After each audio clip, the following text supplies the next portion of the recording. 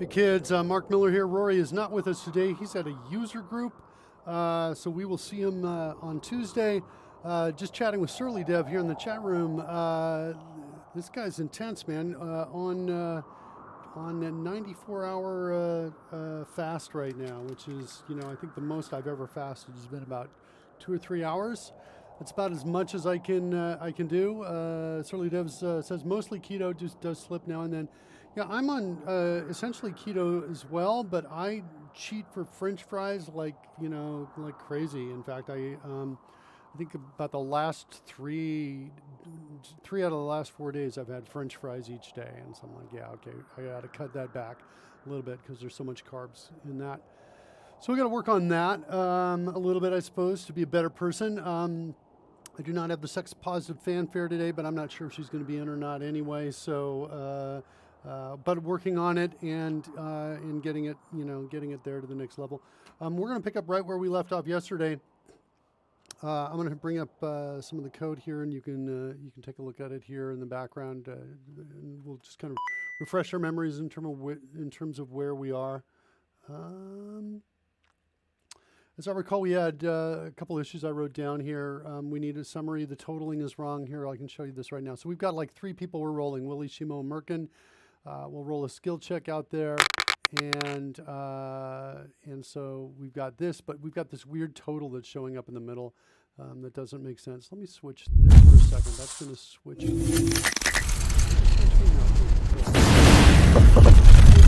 put that out there, though. So let me go to the scroll overlay. And we'll refresh that so that we did lose that. That's one of the fastest, quickest ways so I can get rid of that. All right, so we've got the totaling that's weird at the end here. Let's do that one more time. And I just want to see, I wanted to see if the coloring of the totaling reflects the active player like Kent. Yeah, it kind of does. So there's Kent's color right there.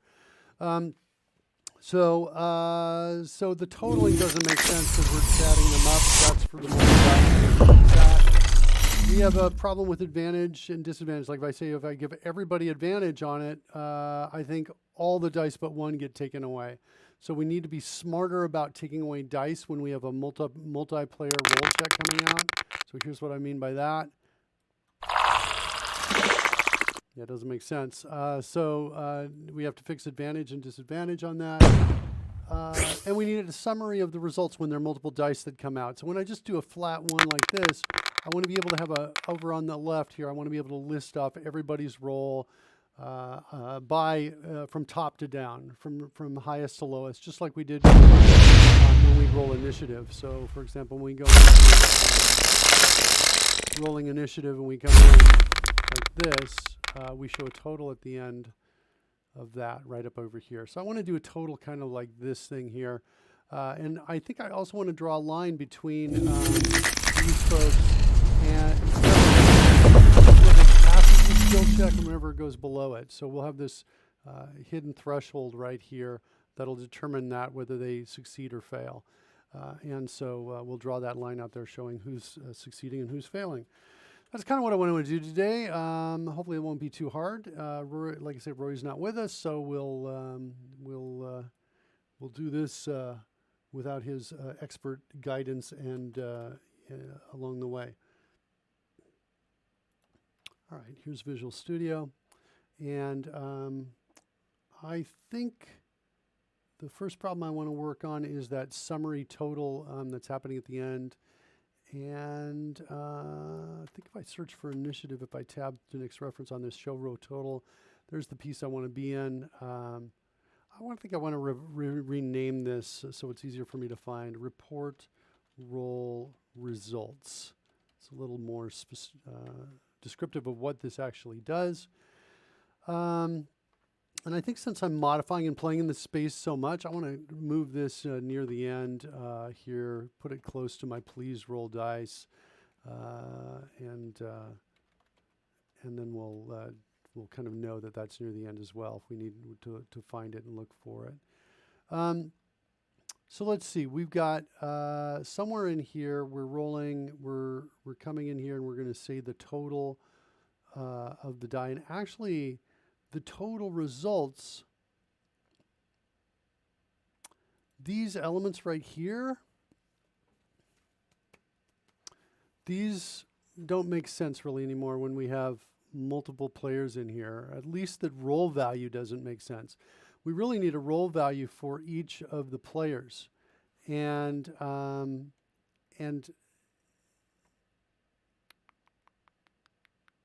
so we have to kind of fix that a little bit is what I think we have to do.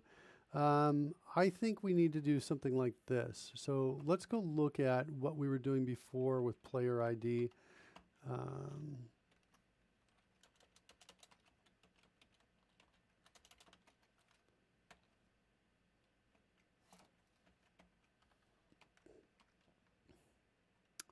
So if we come in and set the player ID and we create the die, it's got that ID on it right there, then that ID should go to that player's total. And if that defaults, I think, to a -1. So if it's a -1, that means we've only got one player, is what that means right there. So I think what we want to do is we want this roll value to really be, I think, an array is what I think.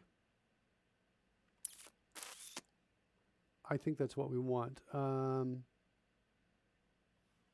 we'll have an index on there. So we'll say that that's equal to an array and I think I can come in here and say the type is array of ints, like that. So that's my roll value, like that.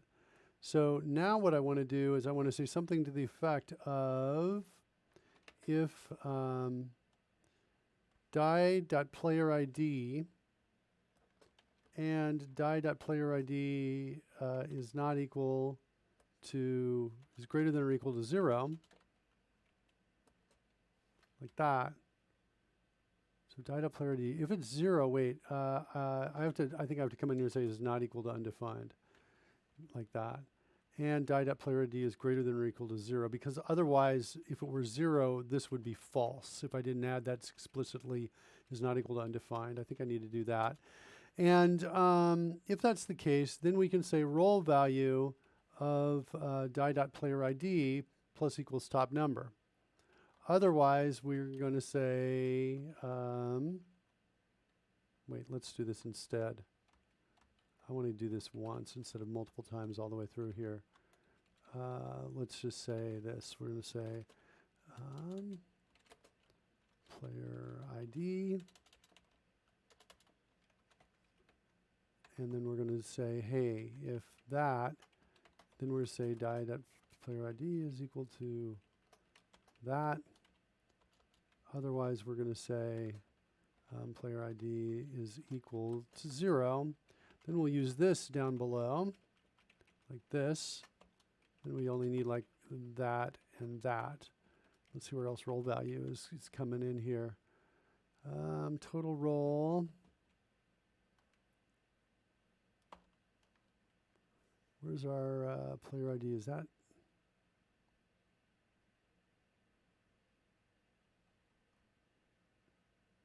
Where am I declaring player ID?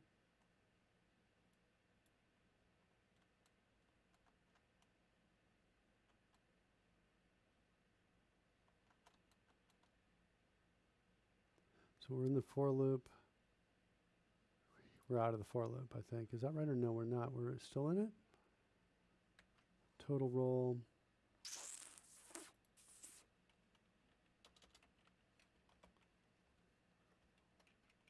Whoops.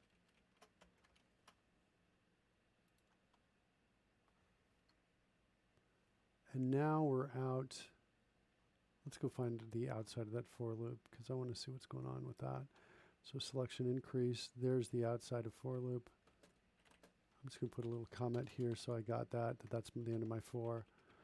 So why? Oh, I know why. I was like, why is player ID visible out here? That's because I didn't use a let here. I used that. So now, there we go. Now we're inside there, which means we're going to get an error outside, which is what I want actually.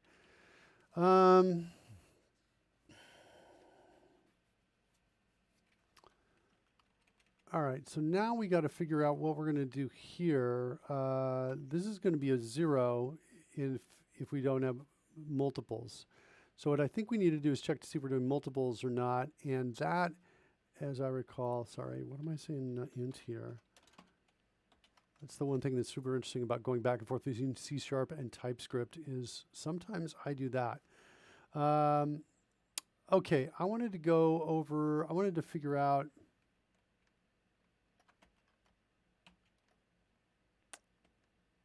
back to please roll dice. I want to look at the part where we condition that data before it comes in. Right up here, we get it. We grab it. We had a couple new ones. Individual filter. And I think we had, related to that, we had a max. Inspirational dice allowed. Inspirational. Oh, that's different from what I was thinking it was. Okay, hold on. Let's go into please roll dice again.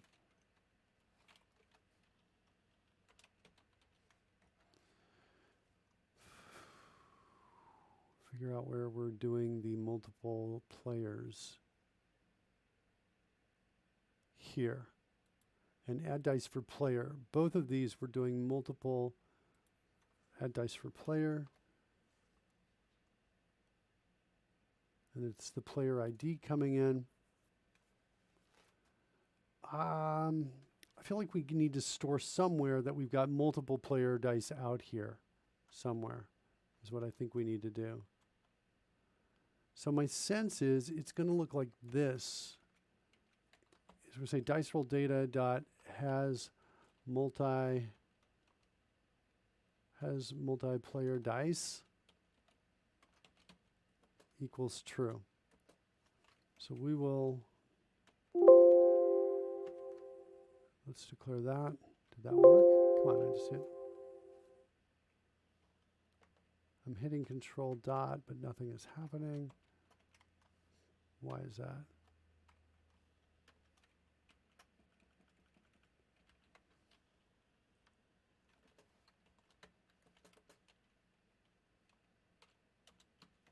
Okay, so it has multiplayer dice is there. Then let's go back to where we were. So add dice for player, we're going to come in and say, yes, it has that. Add dice for player is called if, oh no, shoot. We're called from here too.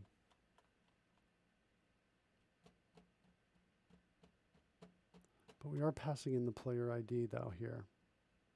But we're passing in -1 right above there, I see it. Okay, so no, I can't do it here. Let's go back out. And we're going to do it here. And we're going to do it here. Like that. So now we've got multiplayer dice set there and there. And if we're an initiative, I think that's also fairly true. I don't know if this is going to mess with us too much in some of our code later, but I think I'm going to put this here because an initiative roll has multiple dice. We're adding it for each player as well. As you can see, that's happening here. So, okay, so now back up to where we're coming in here. And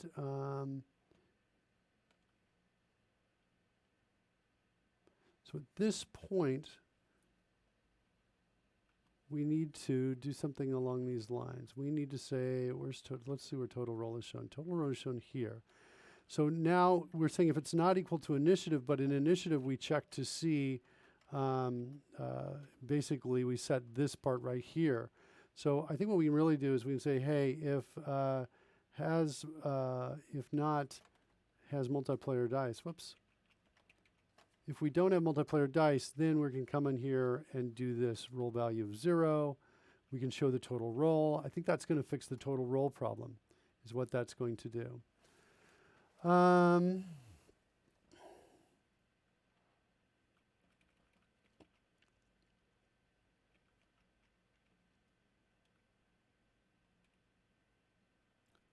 And along with the roll modifier,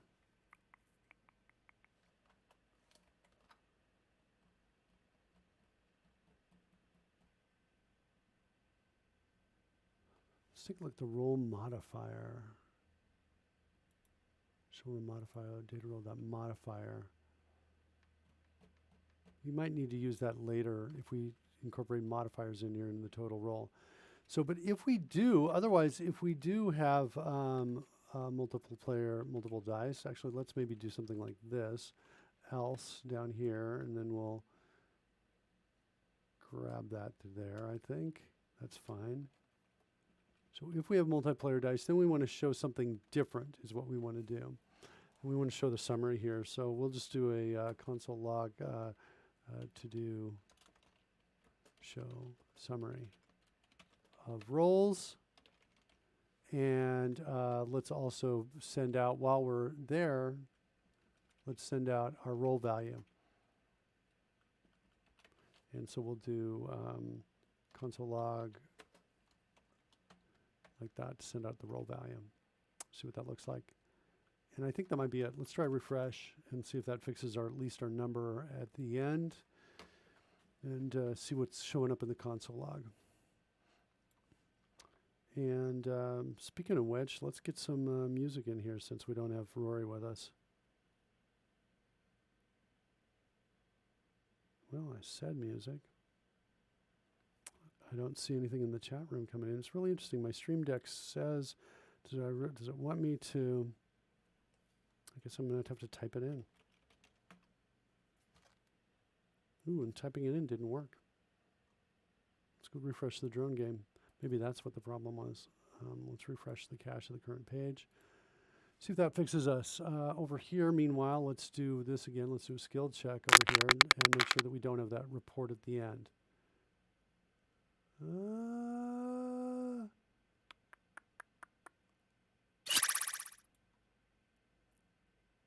What is my problem? My dice data?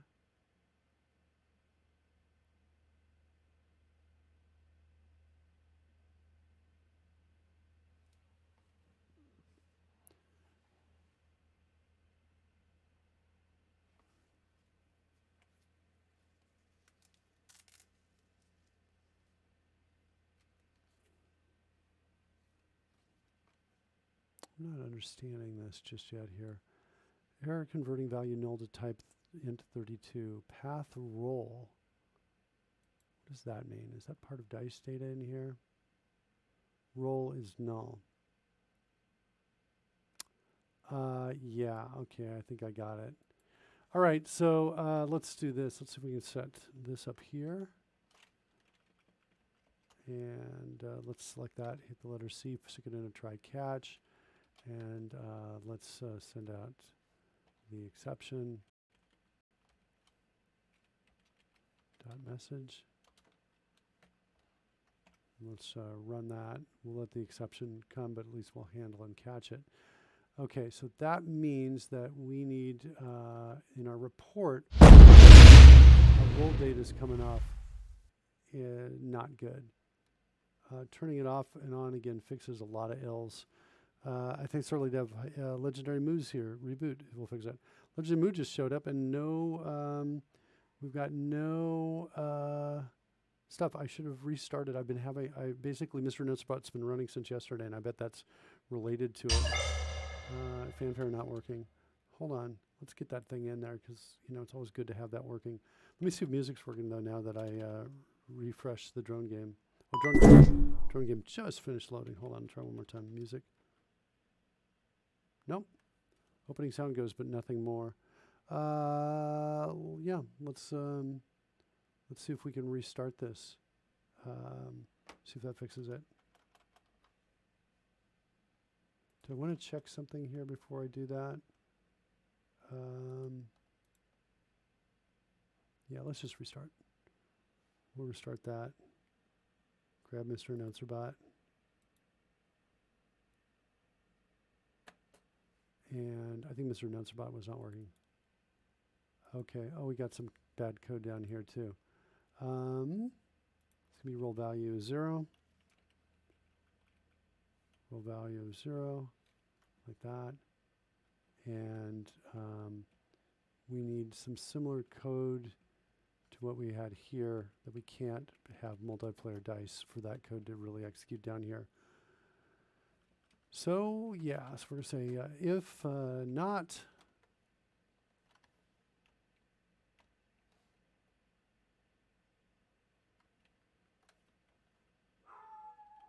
we've got some dogs barking. Oops, that's not where I wanted to be.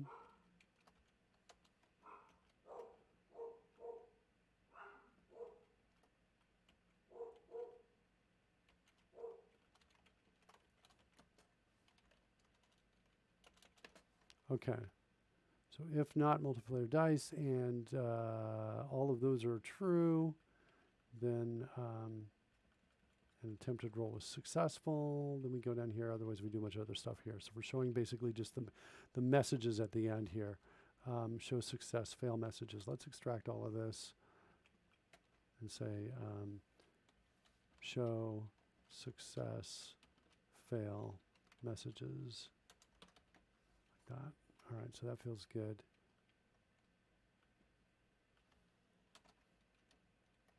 Okay, let's clear off all of the remaining instances of Chrome.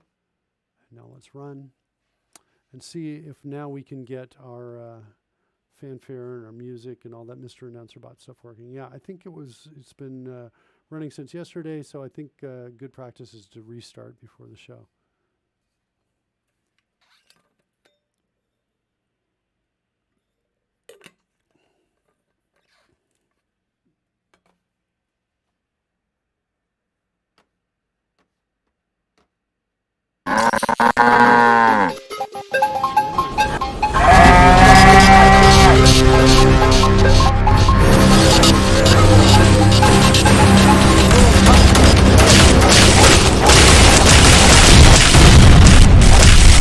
Legendary is in the house. I need like an umbrella or something for when this stuff happens. There we go. Yeah, there you go. We're there. I think. I think I'm going to need to refresh the drone game though. I bet you music's not working now. Is in the house.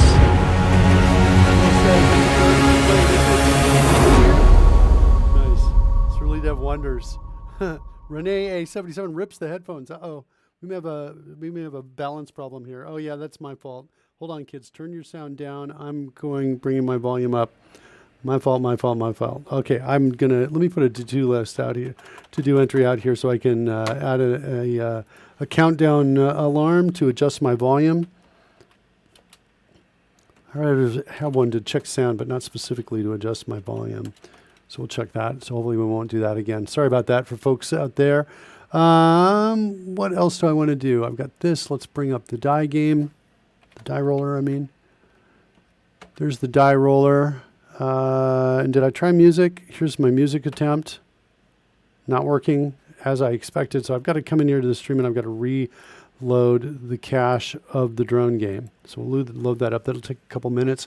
Once that's loaded, though, I think music is going to work for us. Dragon front overlay, I think we can refresh that as well. Might as well do that. I don't think that's going to hurt either. That's going to take care of our clock and our other forward effects on the front of our players. Going for 97 hours so I can outdo you. Really, Will?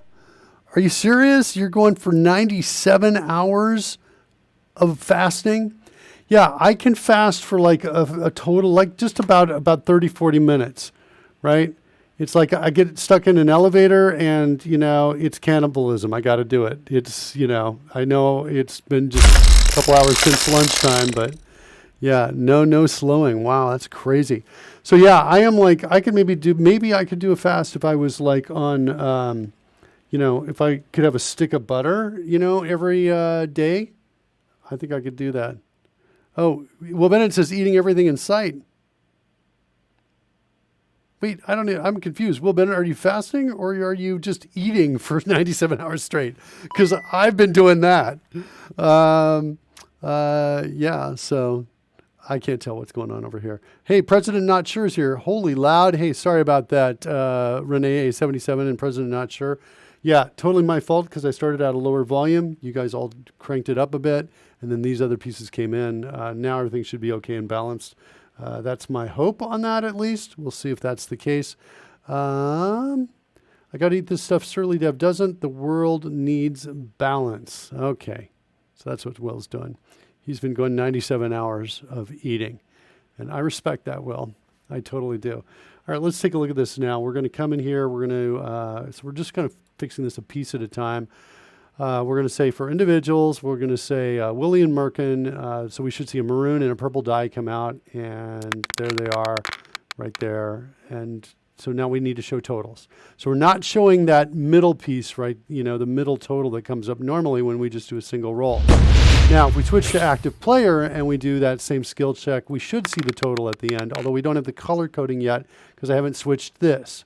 Once I switch here, I'm going to go ahead and switch. It's going to should change the view, but it's not because I think something else is disconnected between the stream and this, but that should be okay. We should still change the color, so we'll do it again. We'll see it. Now we see the color correctly, and we should see the total. Are we going to see the total or not? We see the message, but we don't see the total. So we killed something here. We need to fix that. Let's go figure out why we don't see the total. It's probably because it has multiplayer dice. That's a bug. Yeah, I would agree with you. That's a bug, which means we should see something in the console. To do show summary of rolls. Hold on though. Let's set a breakpoint in here actually. See what's going on. We'll set a breakpoint right here. We'll come back over here, do a skill check just for the active player. Boom, there's the skill check for the active player. Here's our breakpoint. What do we got? What are we going to find out here? No, it's not there. Okay, roll value of 0 is not there either. Roll that, what? Length of 1, 0 is not a number. Oh, is it? I think we need something like this.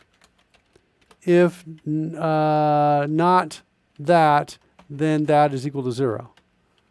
I think that's the fix. I think that's what's going on here is we're never initializing, so our plus equals aren't working flat out. I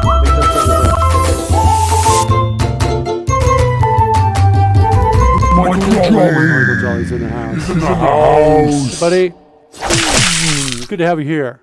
Great to have you here, Michael Jolly. So glad to have you. Yeah, I love these fan fairs because I love finding out when, you know, the folks we know are in. Excellent. So Michael, you know, you may have heard I'm working on the Fanny Fair for Sex Positive. My wife, not done yet. She's giving me a hard time for about a week now, I think, maybe 2 weeks. Basically, she thinks it's tantamount to not loving her. Always such good timing with smashing the taco. Well, thank you very much. Yeah, practiced with the kids. The kids actually were sitting here in the chair doing it as well. And they were loving it. It was a great time for them. Yeah, it's fun to do the timing, to sync up the timing with the video effects. Fun to do. Anyway, working on the one for Sex Positive, not done yet. I think by Tuesday, absolutely for sure, it's expected to show up. I think it's going to be kind of fun. I don't want to give you too many previews of it, but we'll see. We'll see what happens. Most I've done is a week on Master Cleanse. Surly Dev, says Will Bennett. So we're talking about fasting a little bit. We've got Surly Dev out there. Will Bennett's apparently fasted as well. Michael Jolly says, so basically Twitch is ruining your message. Is that what your marriage? Is that what I heard? No, I don't think so. Well, actually, yeah, I don't know. Every single thing I do, I get super enthusiastic about. And then Karen calls it the divorce blank. So like when I created the Science of Great UI course, which right up there, you see it there up at the top, sgui.com. You can go out there and see that. So this is like a course I spent 2 years of my life building. And she calls it the divorce course, for example, or this is my divorce show, that sort of thing. Yeah, but Twitch is keeping me on my toes. I'm on my toes. I'm always, every time, and this is actually my history is this. So, and I think it's partially the autism and whatever else, you know, who I am. But Legendary Moose has dieting too. Okay, we should talk keto. We may take a break from programming for a second and talk keto. But I was going to say, my whole history of my life is, you know, working life has been spent essentially developing relationships with people in positions where they can fire me, where they want to fire me, but they can't fire me. Their hands are tied to some degree. And that's just kind of what I seem to like to do. I like to live right on that edge right there. I seem to be more comfortable with that. I remember when in the States, McDonald's has a a contest, the Monopoly lottery contest. And I remember coming into work, talking to the president of the company, and I've got, the McDonald's, the contest with the little sticker on the side. If I peel it off, I might be a winner. And I say, I just want you to know, if I peel this off and I'm a winner, you guys could go to hell. I'm going to quit so fast. This job can just, I pull it off. It's not a winner. I'm like, okay, well, I'm going to stay. I just want to say I love working here and I'm going to stay. So I play around in that space a little bit. Legendary Moo, dieting. Okay. So Michael Jolly says, I don't diet, but I do meal prep. So let me just say this. So I'm on the ketogenic diet. Ketogenic diet, nobody makes any money from the ketogenic diet. There's no money involved anywhere. I'm not going to get any money if you go do it. Nobody makes any money on it if you do it. But let me tell you something. Ketogenic diet, based on everything I've heard, everybody who's on it, it is the closest thing to something that's going to work if you want to lose weight. I'm on it because for two reasons. One is I got cancer a couple of years ago, and I did research, and it said, hey, ketogenic diet plus a couple other things will take mice with metastasized cancer injected in them and double their lifespans. Right? Ketogenic diet plus two other things, hyperbaric chamber and ketone injections. But if you take away those other two and you just do ketogenic diet, it still extended the life by something like 50% of the mice. So I found two studies that showed that pretty compellingly. The second thing is that once I got on the ketogenic diet, within 9 days, my brain lit up and started working like it used to when I was in my 20s, my late 20s, I would say. Maybe not my early 20s, but my late 20s. And my capacity for complexity increased. Everything was everything lit up. And it's been that way since I've been on the diet. So from my perspective, there's no way I'm going to go off of this diet ever. Because once that happened, I started writing code like I used to do. Did I combine keto with exercise? I get I would say an average amount of exercise is what I would say. I've got my walking desk here. I do a little bit of cardio on a semi-regular basis. To get the heart rate up, but I'm not at all the guy who's going out and trying to build muscle with exercise or to try to lose weight with exercise. In fact, if you switch to keto, two things I want to say if you switch to keto, if you try it. One is, well, check with me too, because I'm happy to help out and give, advice and suggestions on that. But make sure the percentage of fat you're getting is higher than you think it should be. Unless you're totally weighing everything, then due to the numbers. But I find that just about everybody who starts keto does it with lower fat than they should be getting. And I think that having that fat at the high levels is key to, it's key to having an easier transition, especially if you're high on carbs.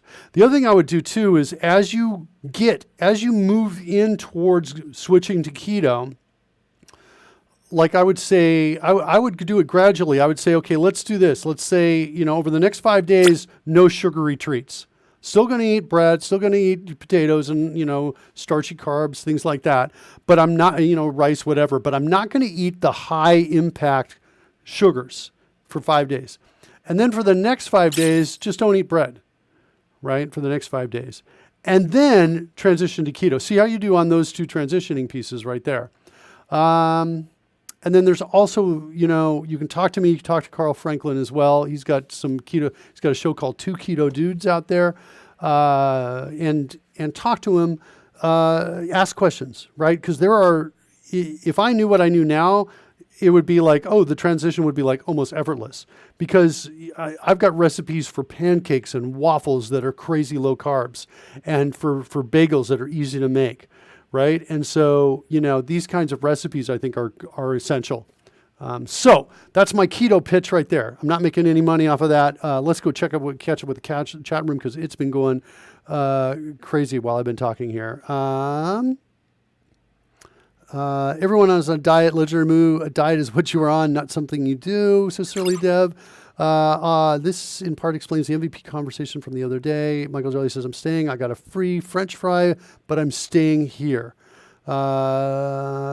That lighting up feeling is amazing, says Early Dev. I get a wonderful sense of euphoria when I'm fasting for 5 days or more. So that sense of euphoria you can get on keto if you're totally strict keto, right? In fact, I'm at one level of light up. I can go to a second level without fasting just by being completely strict and never cheating with French fries or anything else like that. If I'm completely strict on it for days, I go to a second level of light up where I'm like, it's like a little scary how efficient I am and how I'm getting stuff done, right? I'm just like, like that. So yeah, the lighting up feeling is amazing. And yeah, you can absolutely get it by fasting. In fact, fasting is often combined with like religious ceremonies. I think for that reason, right? You get this epiphany of brain function. The brain can function on 3 fuels, right? You can fuel off of carbs, you can fuel off of fat, or you can fuel off of alcohol. Alcohol is not a very effective way to fuel your brain, but you can fuel it off of alcohol, right? And so out of the 3 of those, fat, I am convinced personally, I don't have data on this, but I'm personally convinced that fat is the way for more efficient thought. So in other words, you're thinking faster and you're able to, like I say, access more of the brain. So your capacity for complexity increases. You exercise for strength and fitness, not to lose weight, says Shirley Div. I think that's true as well. Strength and fitness is what's going to happen. In fact, every time I see something that says, here, do this exercise to lose, to burn inches off your midsection or whatever, I'm like, what? No, it doesn't make sense. Exercising a particular part of your body builds muscle in that part of the body. It doesn't burn fat in that part of the body. I'm pretty sure about that. Totally Dev says I'll last 12 kilograms doing no extra exercise. That's what everybody, if you switch, and here's the other thing. Let's say you're somebody who eats a lot of carbs, but you also are exercising like crazy. When you switch to keto, I strongly suggest easing off your exercise program a bit. Don't just go into it full bore again. Switch to keto, see how you feel, develop a new exercise program based on how you feel and what you're eating. I strongly recommend that. What else do we got here? I need more exercise. Used to play ping pong, quite a workout. That's super interesting. President Not Sure One, I'm cooking a keto meal right now. Nice, President Not Sure One. Glad to have you here. Thanks for that advice, Surly Dev, says Legendary Moo. Surly Dev, I do exercise more, but now for fitness and strength, it's amazing. When you go on keto, you end up getting more energy. Yes, that's the other thing. Now, I didn't say this. With carbs, you get that, okay, I've just eaten lunch, and then sometimes your energy drops and you want to go to sleep, right? With keto, you pretty much never get that. You have an even energy that lasts essentially forever, even if you're not eating. So you can, for me, I'm always have that hungry feeling because that's my metabolism. I always want to eat. And so I'm like sensitive when my stomach is like, oh yeah, I'm time to eat. I'm ready to eat, ready to eat, ready to eat. So I'm personally eating all the time, but most people I know on keto are not doing that. My wife's not doing that, for example. She's also on keto. The kids, by the way, are calmer on keto. They're less anxiety on keto than they are on a carb-based, fueling. Carb-based fueling, like they're like, when's my next treat? When's my next treat? Right? Whereas on keto, they're like, just calmer. So I like that as well. And we let the kids choose. They don't have to be keto because, as you're a kid, you like go to birthday parties and you have to have lunches that are packed. It's harder to pack keto meals, but we've actually succeeded in doing that. Our son, who's 8 years old, takes ketogenic meals, essentially leftovers in containers, heats them up at school. So he has the ability, I think, to put them in a fridge and to heat them up at school. And he's been doing that for over a year. He, by the way, also is he is a genius. He's a genius. This kid is amazing. Mathematically, he's a genius. And it might have something to do with the fact that he's been on keto for about a year or so. For over a year, I think, almost 2 years now. I think he's been essentially primarily keto. Now he'll sometimes do treats. He'll sometimes have sandwich or breads or things like that.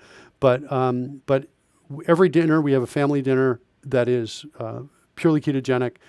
So if the kids want to get something, want to get carbs, they got to cook it themselves, and they got to do it off of outside of our regular meals. So anyway, yeah, we like that. We like that. What else we got here? But if you're considering transition to keto diet or way of eating, I would not jump in and exercise straight away. Yeah, Shirley Dove said the exact same thing. that I said. And he says, unless you're already exercising lots, but I would still back the plan up, like we said before. I think I heard that Socrates encourages students to EF. EF is what? So what fasting? What's the E stand for? I'm not sure what the E is in EF there. President, not sure. One says, my problem is that I have stomach troubles if I have too much explicit fat, like not ground up. Interesting. So you want to definitely check with a doctor on that. Also, by the way, I find most doctors are not as informed as they should be about the ketogenic diet. If they start talking about the dangers of keto something, whatever, then they don't get it. They don't understand. They're misinformed, and maybe check with another doctor on that. Do your own research outside. What else? If you exercise, you bulk muscle, and muscle weighs more than fat, but you will lose inches. Yeah, so I lost 4 inches off my waist. I will never ever get that after lunch lull. We're talking about that energy. Yeah, the even energy is totally there. President, not sure one says, building the lean muscle mass helps use up more energy though.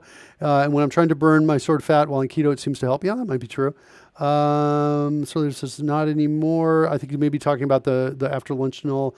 I heard that if you ever feel an energy rush or an energy lull after eating, then you need to investigate what foods made you feel like that. You should not feel any change in energy levels after eating. I think that's fair and true. Might have something to do with having Miller as a dad, talking about my son a little bit, I think. In fact, both Karen and I are, it's funny. My brain is kind of like taller than a lot of brains, and Karen's is wider than a lot of brains. And our son is just like got this combo of the two. And I never pushed him. I had a lot of my other kids, I tried pushing them in math and things like that. And that just ended up, I ended up fabulously building resentment. Even though they were smart in math, they were kind of resented the experience and how hard I challenged them. So it's like, all right, fine. So with Campbell, I didn't do this. And all of a sudden we got a message from the school saying that he won the championship in Costa Rica in math, right? The gold medal championship. And we're like, what? And so then I start homeschooling him and I start giving him, and we're jumping through like, we're just moving quickly through like, everything I'm throwing at him, algebra and geometry, and I start creating these puzzles, these intricate puzzles, using these parts that we're creating, and with an answer that's got like a 3-digit code. The 3-digit code opens a lockbox that has like a sugar-free chocolate inside of it, and I start watching him do these puzzles. And I remember I gave him one, and I was like, okay, when I was in high school, I could do this in maybe about 5 to 10 minutes, I estimated. And I watch him unravel it, including all the gotchas that I laid down for him in about a minute and a half. And I feel like I'm looking at something so amazing and so special. It's like I'm hearing angels singing in my head. I'm not a religious guy at all, but I'm like watching this. And I'm like, this kid is so amazing and so special. So yeah, it might have something to do with diet, might have something to do with his parenting, whatever. But the kid is, I've never seen anybody as smart as this kid. And he's, like I say, he's only 8 years old at this point. In fact, his school recognized this. They're hiring a teacher just for him for next year. He's going to have his own math teacher next year because they want to take care of him. So it's kind of super awesome. Totally off topic there, kids. I feel like we're just like chatting now. It would be the responsible thing to write code, but maybe this is more interesting for the day here. Do you have gallbladder issues, President? Not sure one is the question there. People who have done low-fat diets for years often have gallbladder issues, gallbladder and bile needing to help you digest fat. I'm not sure. I'm not a doctor on any of this. I don't know those things. I do know, though, that a lot of times where fat was blamed, especially in the United States, so in I think since like the late 90s, 80s, early 90s, United States started blaming fat for problems like heart disease and some other issues like that. So there was this, all of a sudden, this massive availability of low-fat products. When you take the fat out, what do? You pop, you have to increase the sugar, right? So we're increasing the sugar, and now all of a sudden, all these high-carb treats, low-fat, are available, right?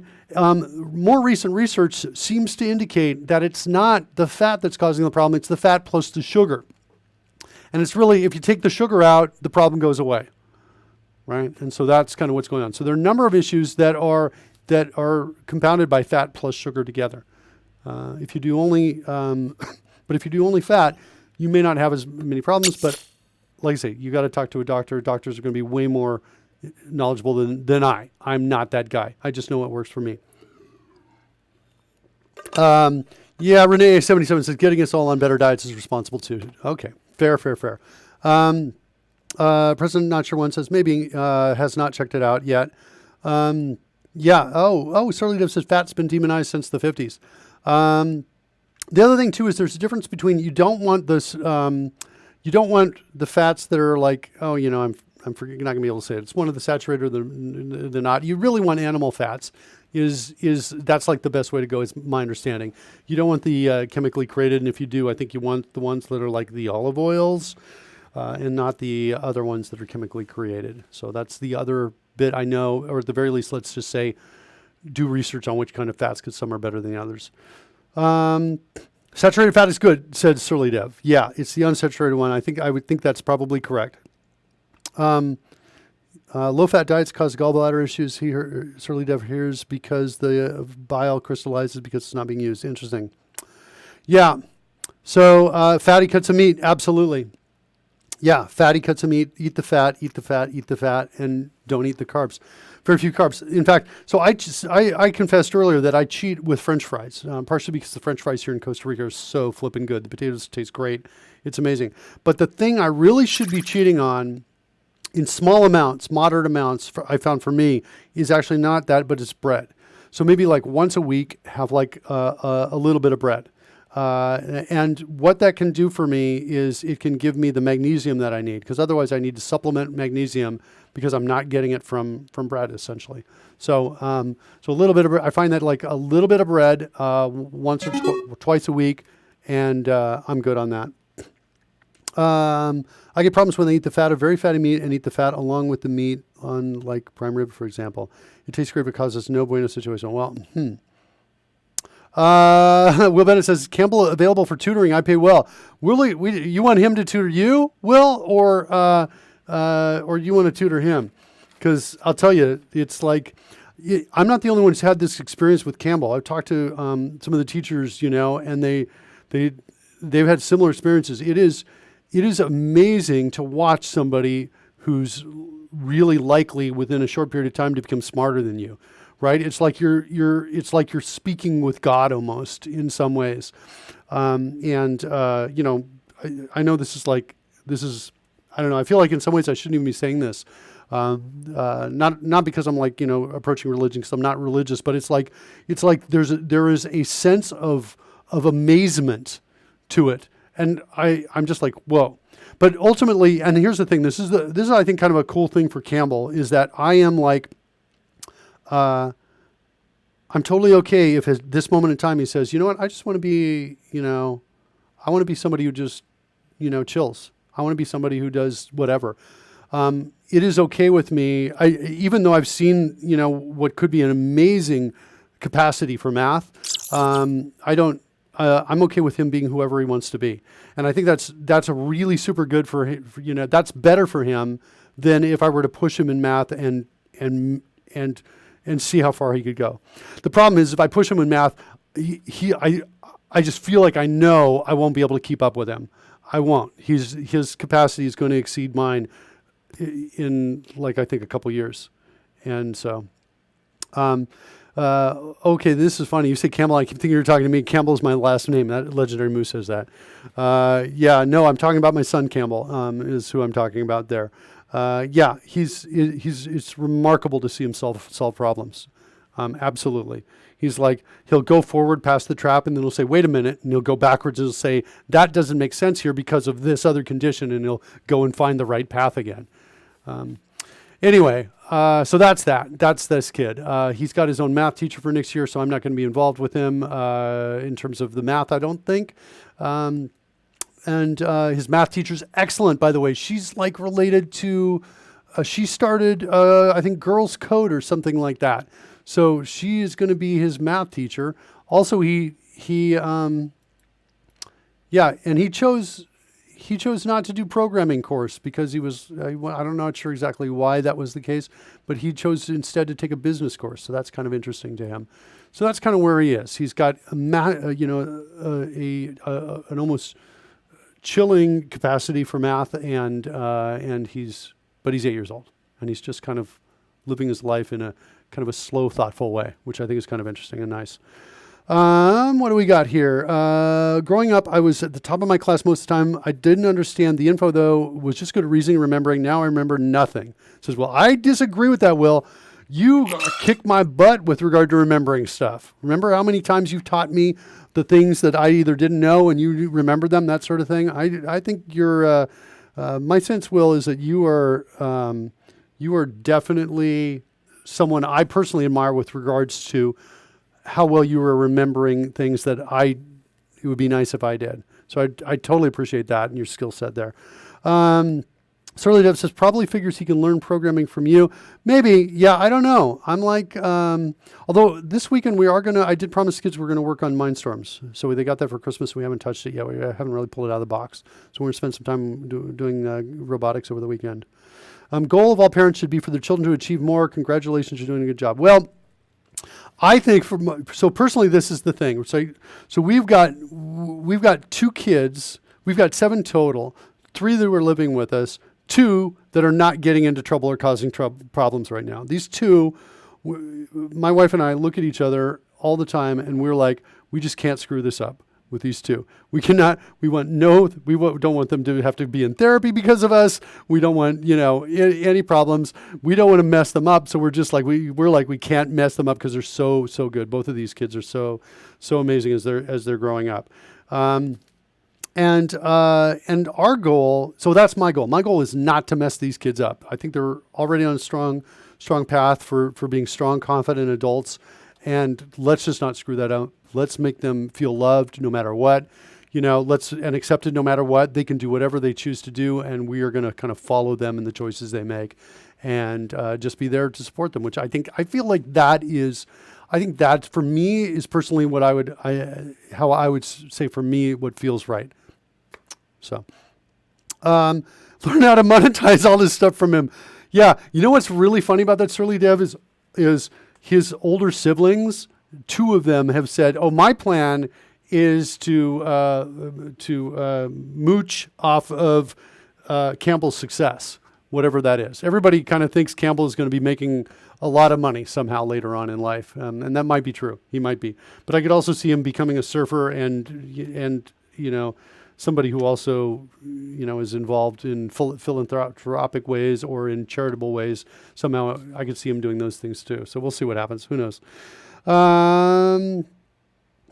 He told a story before where he threw his daughter in the river. Oh, yeah, that's right. I did tell that, didn't I? That was the danger game. Yeah.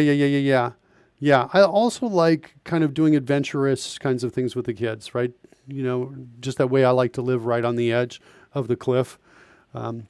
That sort of thing. I remember when I was trying to get into Air Force Academy as a kid, I took a psych test, and on the test it's like, you're near a cliff, what do you do? And one of the answers was, go look over the edge. It was the first one I saw. I just like, junk. Yes, go look over the edge, exactly. What's on the other side? That sort of thing. So, legendary mooch? No. All right, so what's going on here? So we have, did I fix that? Did I refresh? I don't know what's happening. Let's do another roll and see if I refreshed or not. Do the skill check. Why only 1 dice out? Oh, active player. Let's go to individuals. Oh, that's the one we were checking. Why isn't this coming up? Let's do a refresh. See what's happening there. Yeah, so I'm passionate about not screwing up kids. Passionate about ketogenic diet. Huge fan of that. I even created back to the code. Yeah, back to the code. We'll do that. Yeah, I perfected a pancake recipe. Absolutely makes excellent pancakes on it. And what else? Okay, so let's try one more time. So we've got active player, skill check. I want to see okay, so we got it that time. So switch here. Let's switch over to Karen's color. That's blue. So do it one more time. Now he's got it. So it's just a refresh we needed. So there, it shows us the piece, which we were missing. Okay, so there's that 8. So let's do individuals now. there we got those two coming out. Now we don't have any number, but we want to show them over onto this side here. So that's what we're going to write next, I think. And we got a kind of a model for this. It's up in our initiative somewhere. What do we got? I think I need your recipe for keto bagels at some point, Mark. Yeah. So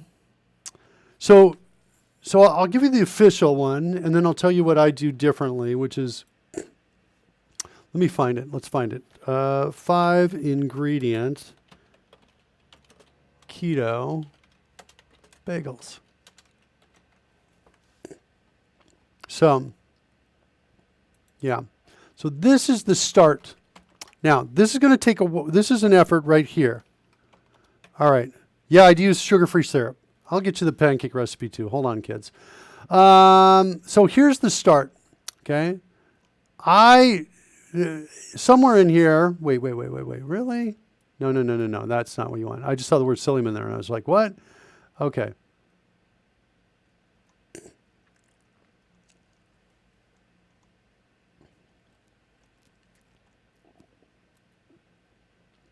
Yeah, I don't do that. Why? What? Did I miss the recipe, or is this it finally down here? Mark!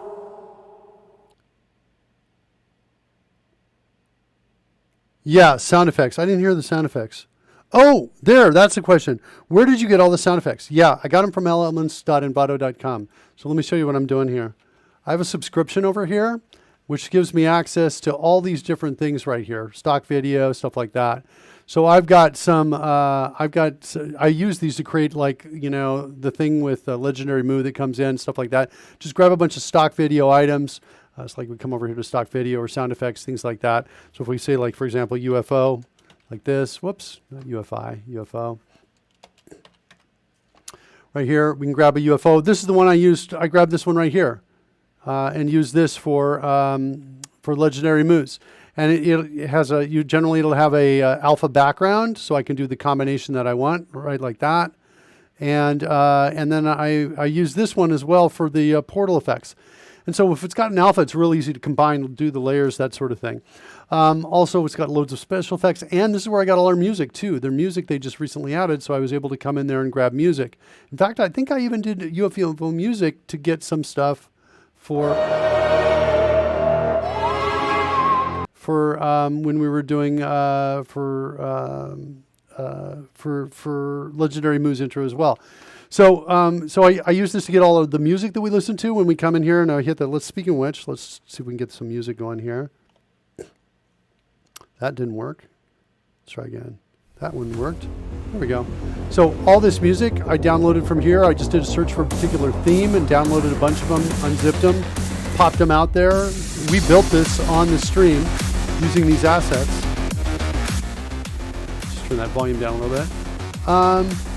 And so this is what I use. I like this. It's about $30 a month, I think, and I think you can get a yearly subscription for about half that price.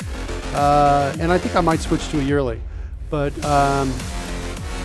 it's really nice for grabbing some of these items that are out there. So let's see what we got here. Yeah, this is the problem. So this recipe, you can follow this and you can create decent keto bagels with this. But one of the steps is to shred some mozzarella, stick it in a bowl, put it in the microwave for 2 minutes, stir halfway through, stir at the end, right? You're kind of heating this up and then mixing it in. You can do that, but you can also take all of these ingredients.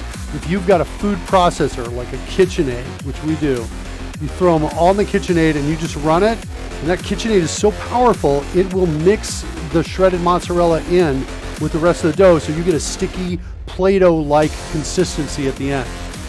And what I do now for my recipe on this is I stick almond flour in, about that much.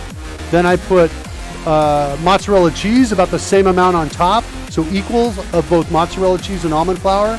Then I put in a little bit of cream cheese and 2 eggs. And then if the consistency is too dry, I throw another egg and maybe a little more cream cheese in. And the last ingredient is baking powder. And that's it. You mix it up in a food processor. You create the bagels or any kind of shape that you want out there, and then you bake it until they're brown all the way around. You know, something that looks like this. Mine don't quite look this beautiful. You can make them look this beautiful if you put water on your hands and you just smooth them out, but they don't really have to look beautiful. You just have to take them out. By the way, these out of the oven, fresh with butter, will blow your mind. Yeah, Surly Dev says I don't need a microwave. You don't need a microwave. You just but you do need a food processor, something with a really strong, blender attachment. So there's that one. Let me go find my keto pancake recipe, and I'll share it with you as well.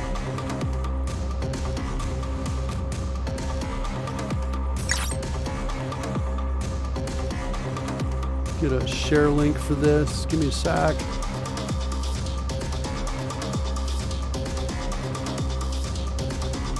All right, here comes the link. Right there.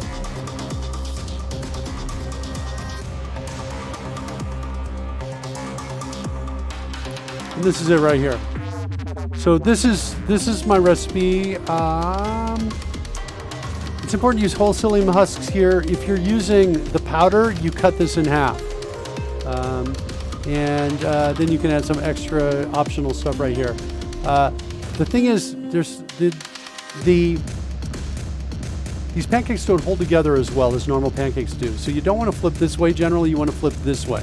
So I went through this right here to show how to do that. You can add more psyllium husks if you want. The other thing I found is that you can actually wait a little bit. The psyllium husks actually take effect over time.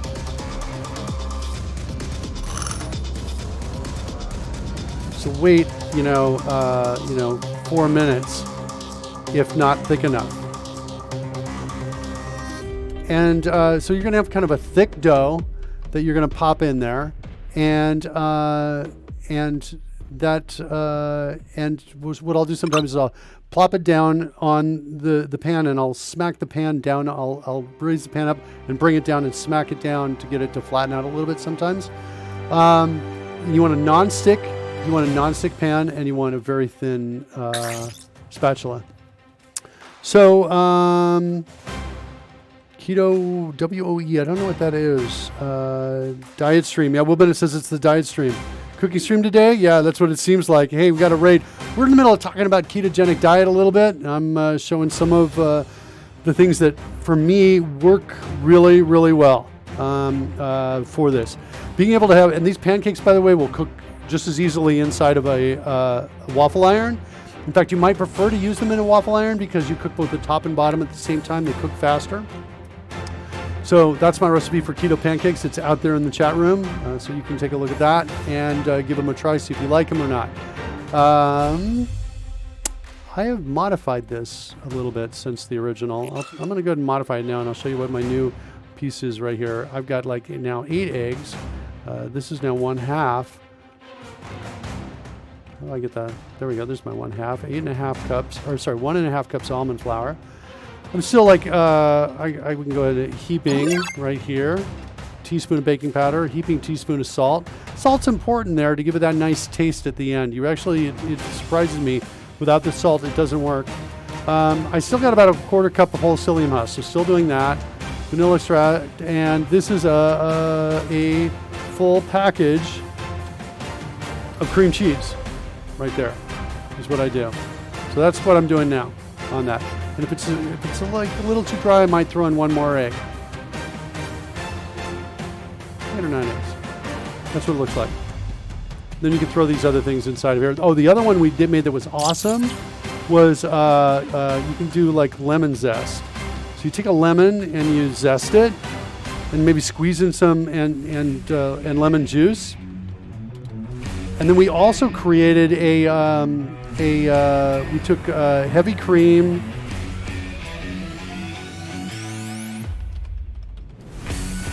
as a topping with lemon zest, lemon juice, and artificial sweetener, right? That was amazing. We made these lemon waffles and everybody went nuts. The kids love them. It's also a great way to move kids over onto the ketogenic diet because it's pretty much hard to tell the difference between this, a chocolate chip waffle, and and one created with full-on carbs. CodeRushed Alpha asks, can you add booze? I guess you could. Yeah, sure, why not? So anyway, that's my pancake recipe. All things keto, but we couldn't do it. Ancient Coder says, Ancient Coder, yeah, food stream. Love all things keto, but couldn't do it. So I think you tried, couldn't do it. Yeah, I kind of want to be a keto coach for my buddies. I was talking to Brian Randell, and he's been talking about going into keto, and I send him pictures of my, of my meals and things like that. Let's see if I can bring one of these up here and show it. What's this? That's not particularly, hold on, let me get a good one here.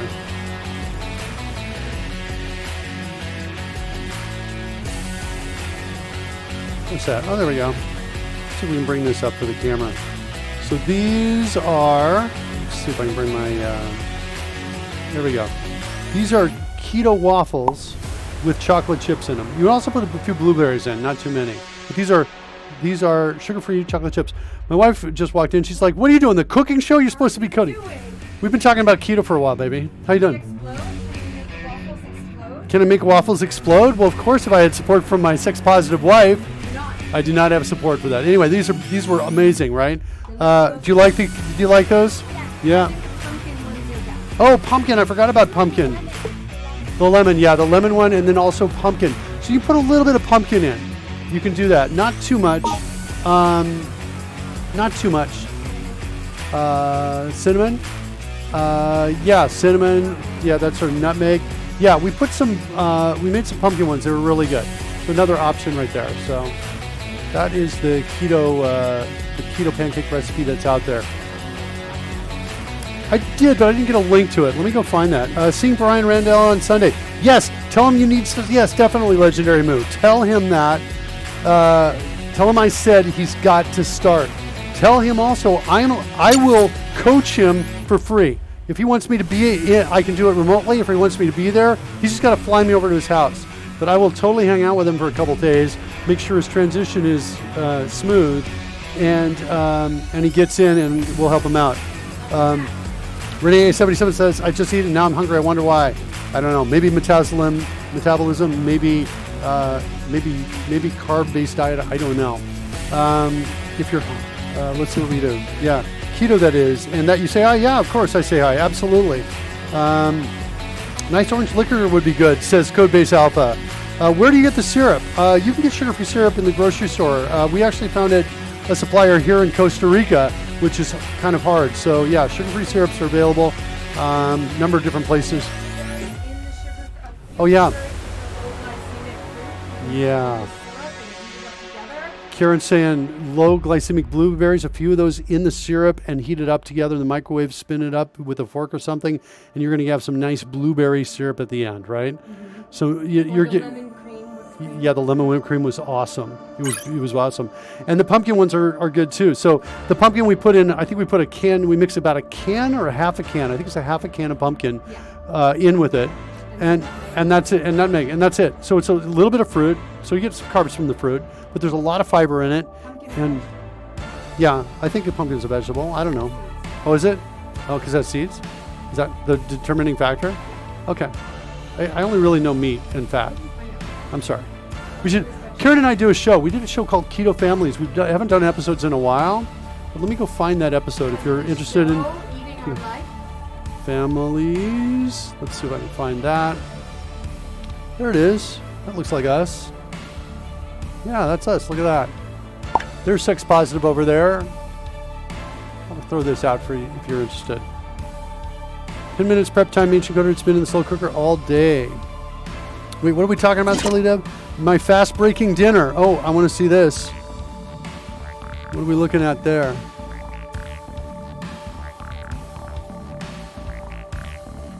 Oh, wow.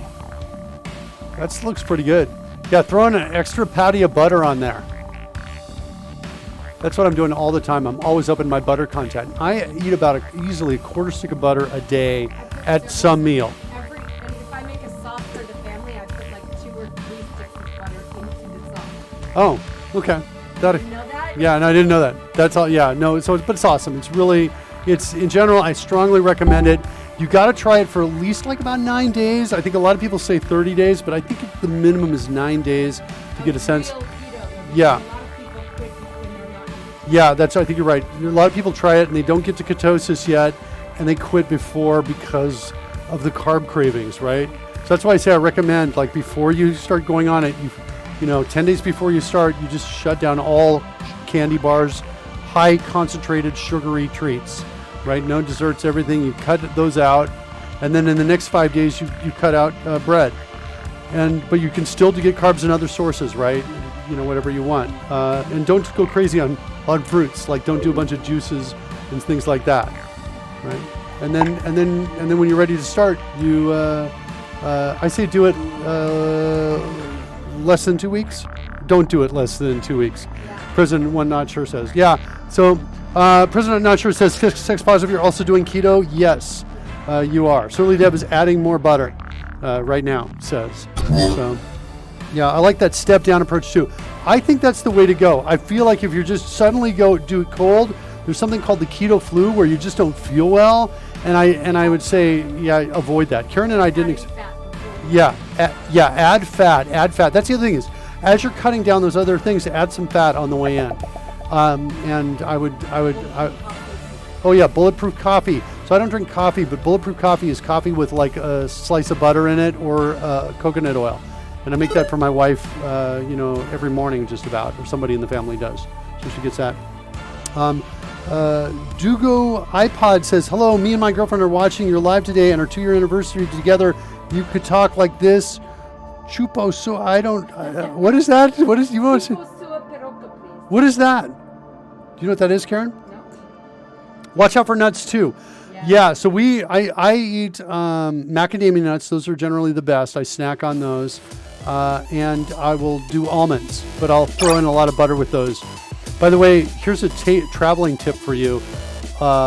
Get butter local wherever you are and bring almonds or get the almonds. Almonds and butter or macadamia nuts and butter is a great snacking trick when you're out when everything else seems to be only carbs available. Also making bulk egg salad or chicken salad or ham salad. Yeah, making bulk foods prepared is good. All I heard was bacon though. All I heard Karen say was bacon. Egg salad, chicken salad, ham salad. Yeah. President sure says, have a spoonful of salt if you feel like crap too. I didn't know that. Megan Ramos suggested that, and it feels like you give yourself superpowers. I didn't know about that. Oh, she did? Salt? I wasn't even paying attention then. Oh, when she fasts. Okay, well, I think I was hearing this in the context of like a broth or something, right? You can do broths when you fast. Shirley Dev, are you doing a broth when you fast? I'm interested to know. Yeah, Shirley Dev says, my macadamias are nice and fatty. Shirley Dev says, I still put butter in my coffee now and then. Those of you that like juice and smoothies, my girlfriend lost 10 kilograms when she gave up her healthy morning juice or smoothie. Yeah, the juices are gonna build up the fat fast. In fact, when people say juice cleanse, I scream in my head because my personal opinion is that sugar is potentially toxic. And so when you have high concentrations of it through juices, it's not really a cleanse. You're just throwing toxic stuff at your body, and I would be careful with that. With some ACV and pink Himalayan salt in my water. ACV, I forget what ACV is. I was thinking it's not MSC oil. What's ACV? Let me figure that out. ACV. What do we got? Oh, apple cider vinegar. Got it. Okay. Cool. Oh, there you go. Certainly that popped it up for me. Yeah. I use the salt just when I feel like keto flu like. Okay, it happens sometimes. It's like supplementing magnesium and potassium. Yeah. So yeah, I find that what I'll do is, so like when we go out to dinner every once in a while, if we go out to a nice restaurant and they have homemade bread, I'm like, okay, I'm going to cheat a little bit get some bread. I throw a lot of butter on small little pieces of bread, would get that in my body just for that magnesium. So that's what I'm doing. And for folks who are just in here, why we're talking about keto so much, if you want to, well, we're talking about the health aspects of it. I found evidence that it extended life for mice injected with metastasized cancer, and my brain lit up. So kind of like being on a fast, I think, to some degree, in that your brain lights up, although you're fueled, you're being fueled by fat. So, okay, let's see if we can write some code. Get back to the other responsible. Oh, works for ADD. Sex positive. I was just going to say, I saw that come in. I didn't realize it was sex positive. I was going to say sex positive had the same experience, but that's you out there, yeah. So she says it helps her focus more. She's able to focus for longer periods of time, yeah, I agree. My deep focus improves as well. So speaking of which, let's go get back to where we were. What's the next thing? Because I have after all this talking, oh, much nicer. Sex positive, you might be much nicer. That might be true. Anyway, I'm a huge fan of sex positive. Good thing, because married to her. And we're going to get married again. Somebody's got to propose, though, and it's my turn, and I haven't done it yet. So the big question is, when and where is that big event going to happen? And will we release a video of it, is the question. I guess we probably will. We'll see. Okay. So let's refresh my memory. What are my problems? Oh, we got to do the, when this roll comes out, we got to put the totals up for everybody. And I think I want to put the dice names out here. Better hope no one asks first. Make it an episode of Mondays, Pac Mangler says. I don't know that we're doing Mondays anymore. I think we may not be doing it anymore, just because it's so hard for all of us to get together with that time to do it. And for me, I used to have to, my prep time was huge on Mondays. I used to spend like 4 hours for 15 minutes of material. That's just how I was. Okay. Let's go into where's report roll results.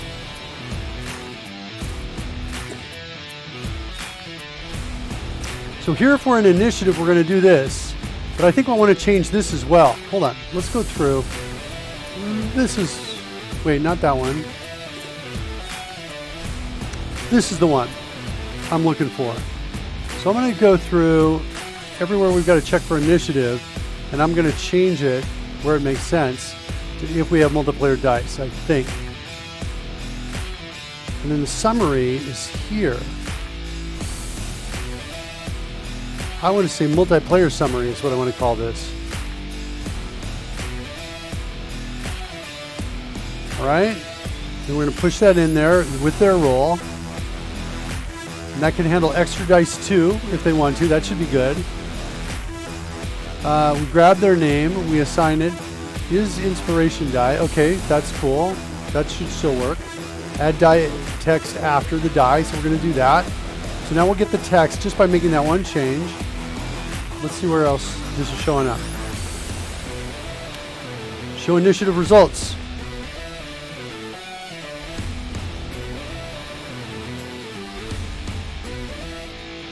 Show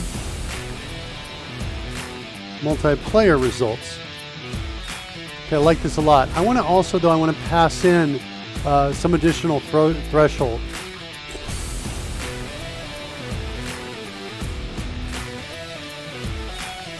Dice roll data dot hidden threshold. I want to pass that in there.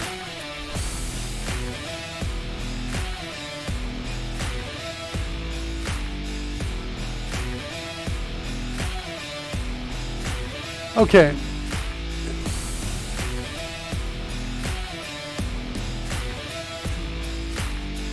This is where we're going to draw that line, I think.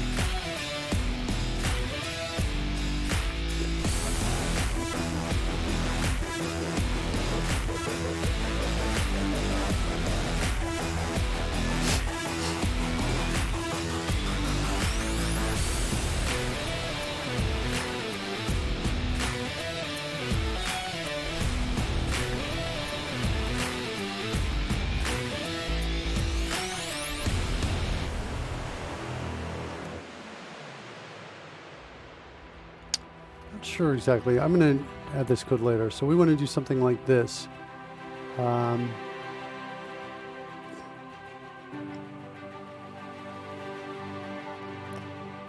think we need something like this. Last roll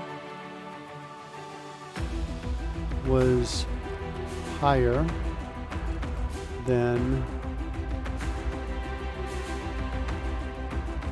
threshold. That. Set that equal to true. Like that. Then I want to do down in here, and I want to say if player roll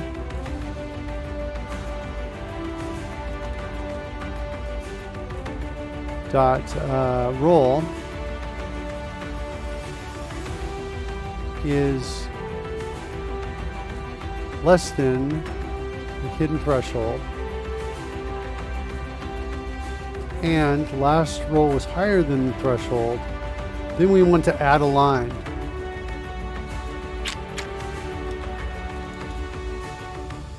Which we don't have any ability to do yet. We need to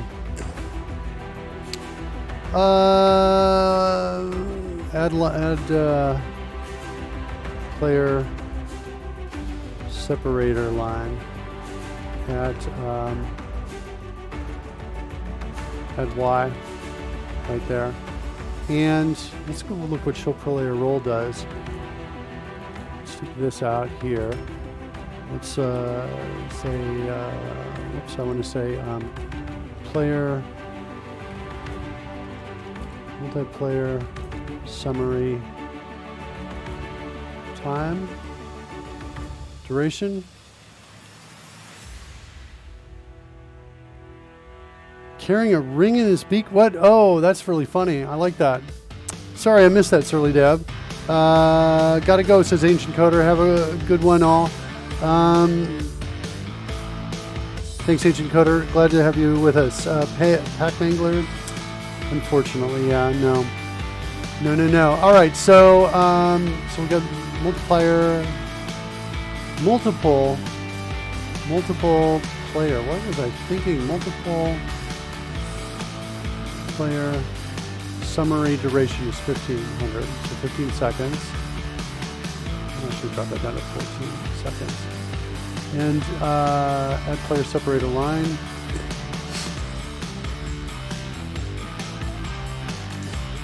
Might need this in more places. So we'll say X, comma Y, and we'll give it a length separator horizontal line. And we'll give it a length of, like, say, I don't know, 300. And we should probably give it a color as well.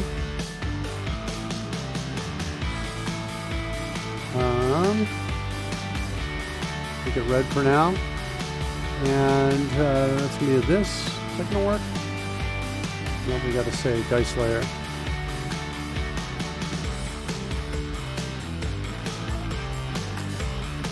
Like that. And then we want to also say, set that to false.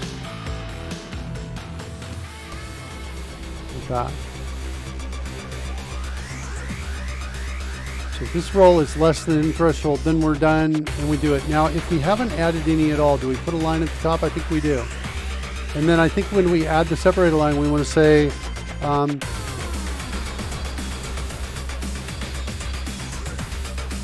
do this. We're going to say separator height. Make that equal to like 20.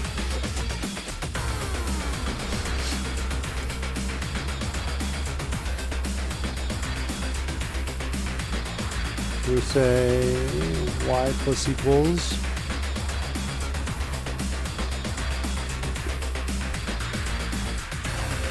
okay, good. All right, let's declare this.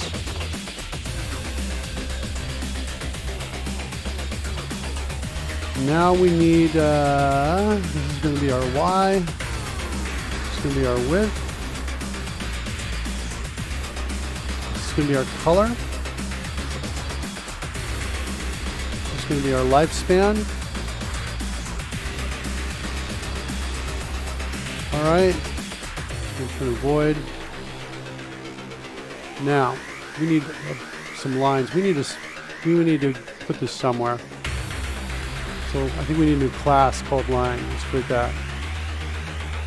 I think it's going to be called line. Maybe there's a better name for a better class. Maybe there's an ancestor like a shape.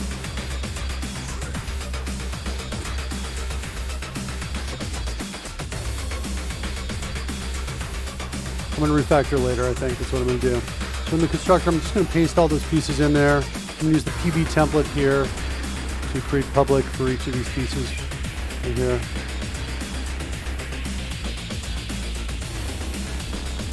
And then lifespan, yeah, we'll keep that public too. That why not? And then what I want to do is I want to come in and I want to say this dot expiration date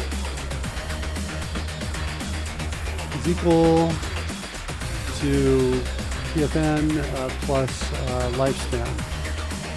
So we're going to expire at this particular time. Oops.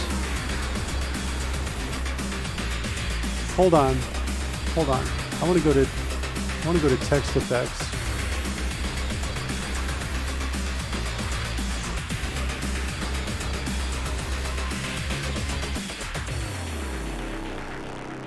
It descends from animated element. That's what I want to do. Cool. What's wrong with line here? It doesn't like the name. Duplicate identifier line. Okay, so we're going to say animated line. Extends that. We need to call the super. Let's have the next reference here.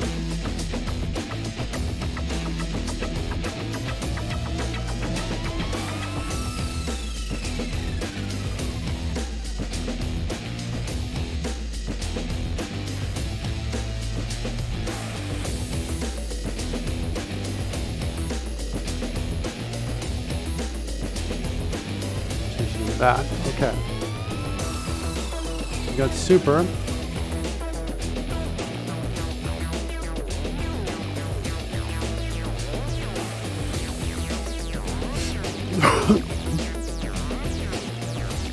Oh, you know what? We just inherited an expiration date from our super, I bet. Pretty sure. Yep, there it is right there. So we got that. Cool. Okay, that means we've got opacity, options, all of that is taken care of for us automatically. Let's go see what our, what is we have, get alpha here? Is that what I'm, yeah. Get alpha, this is the calculation based on how alive we are. That means we get fade in, fade out, all of those things we need. Draw, get alpha, that's for the sprites.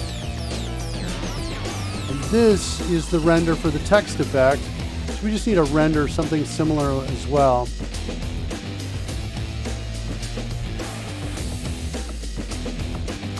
All right, so let's go back to animated line. There it is. All right, let's see what this looks like. Scale. Looks like I don't have scale in there. I don't need scale. It's for scaling things in and out. I don't think I'm going to do that. Yeah, I don't think I'm going to play with scale. Don't need that, don't need that, don't need that, don't need that. We need that. And we need...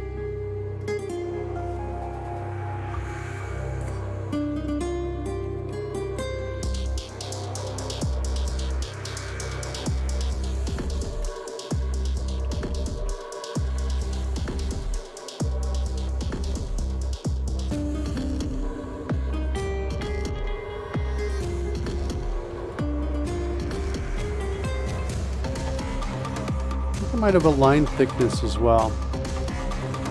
I'm going to throw it at the end, I think.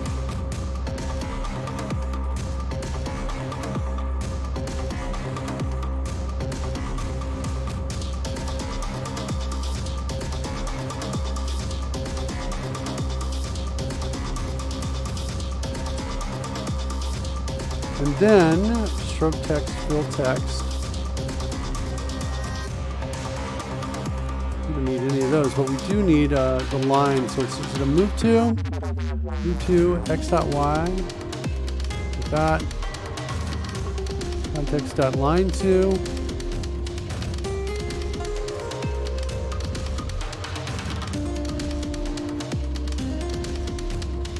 X plus width,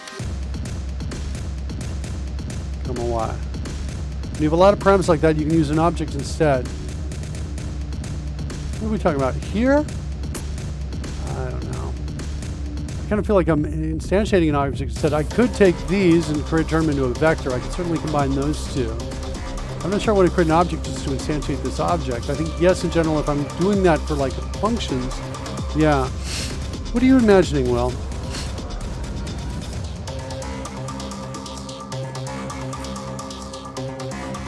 I'm missing a lot of thises here. Line 2.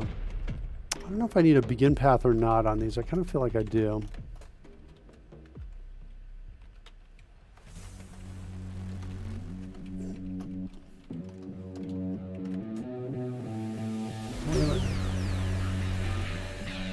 We don't have an end path? Wait a minute. Oh, because I think I just need to do begin path. Is that maybe the call? Wait, let's see what begin path does. Maybe this is doing something a little bit different than I'm thinking.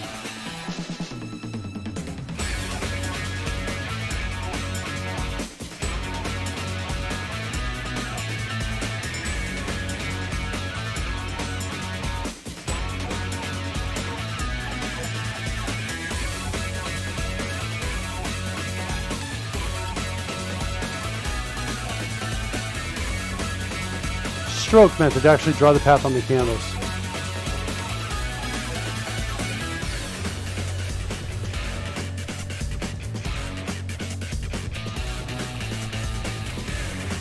Okay. There we go. All right, cool. So now I feel like the animated line is going to work there. Let's jump back to where we were.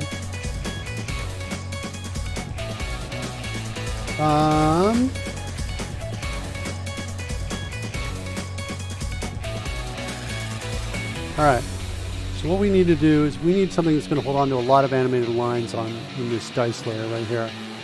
So let's go see what we got here. Where are our text effects?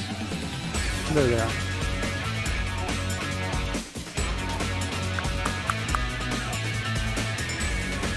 I think I want to also have a class called animated lines is what I think I want to do.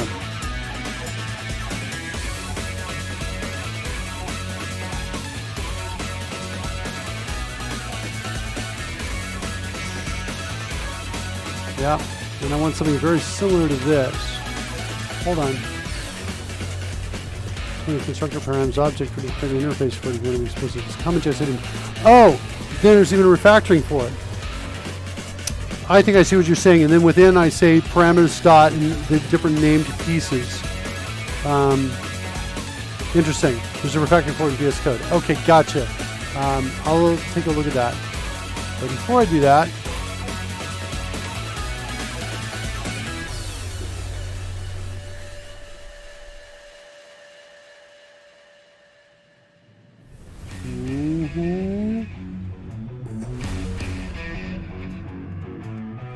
oh, guess who's got a really cool idea, kids? Let's see if we can make this work.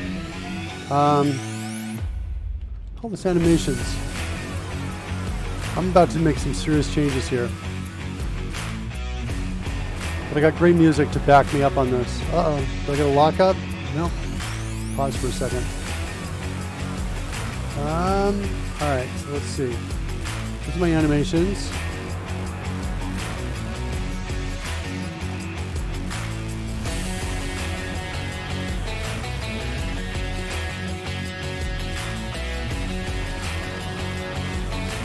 Now, I want to change this to add text. This is like a sweet refactoring here.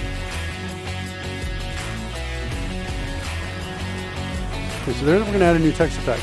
Now what I want to do is come in here and change this for that. All this animations.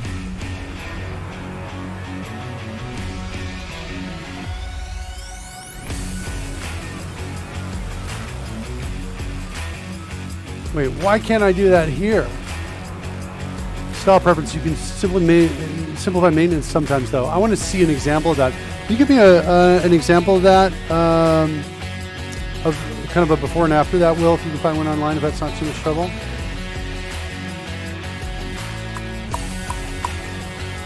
What do I need to do here? Maybe I just make this a simple, not a type, because this looks like it's not taking text effect, even though text effect extends animation.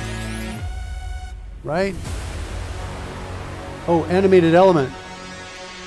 My bad, my bad, my bad. That's what I wanted to do. Okay. Same here. All right. One more time. There, now it's working. That's what I want. This is animated element. Okay.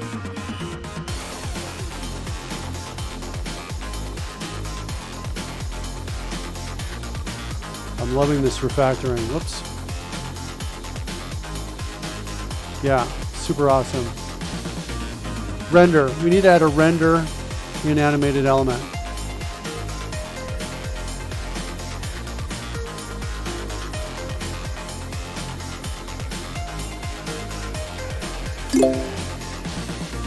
Factor all the things. I just want to make sure I don't have a draw in here already.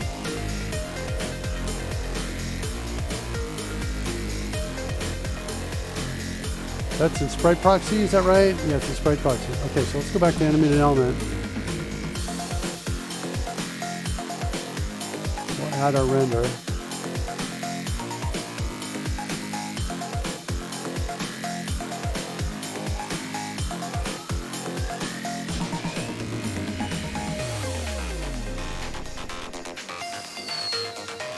I've got a TCTX template. Give me that. And then this is a number. And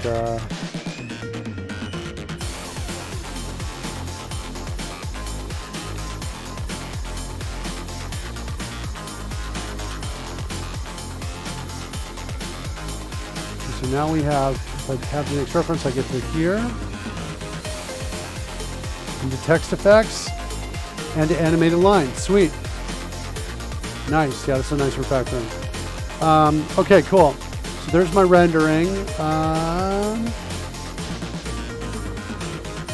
Okay, so what else do I need to do?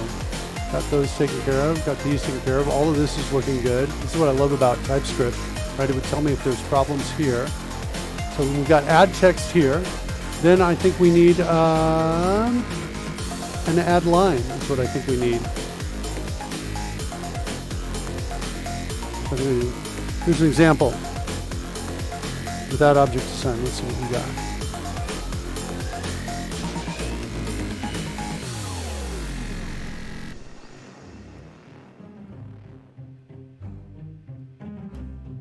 Yeah, I see it.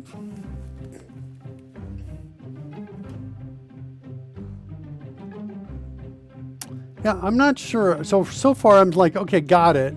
But I'm not sure I'm entirely sold on it because it increases the burden on the calling function to explicitly specify. Now this can improve readability, but it's also, this key's hard to hit, this key's hard to hit, and so is this one, and so is this one. And the more of these I have, the harder that is to create all that.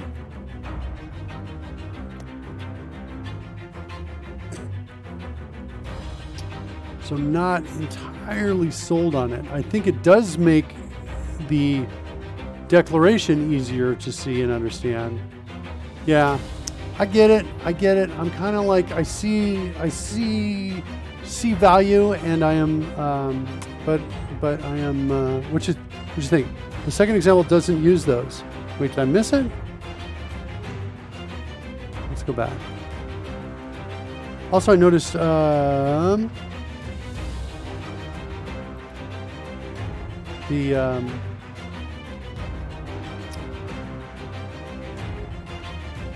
Oh, because we're already on one. Is that why? Mark. Yeah, we were already on one. I think that's why we didn't switch. Maybe. We were already on a mark. I just switched away back to the main one. Okay, so second example.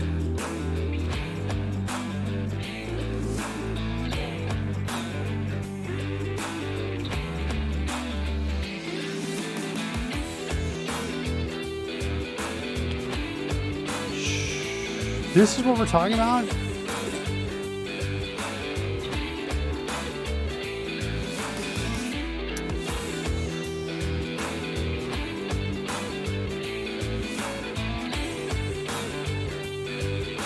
Right below where the first one is. I think it said ES6.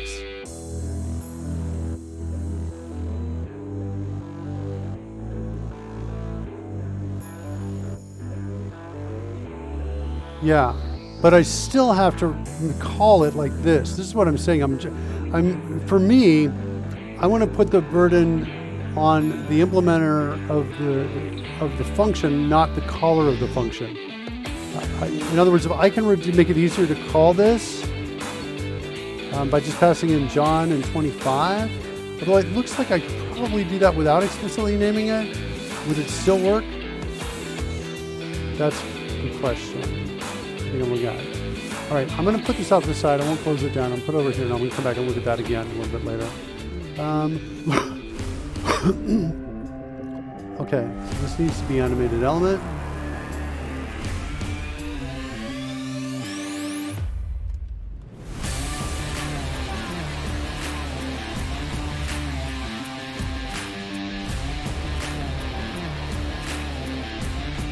Cool.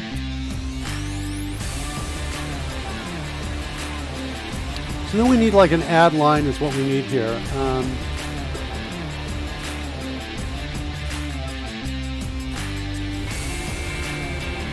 Let's jump back. I'm just hitting escape to get back to where we created this. Here's my animated line.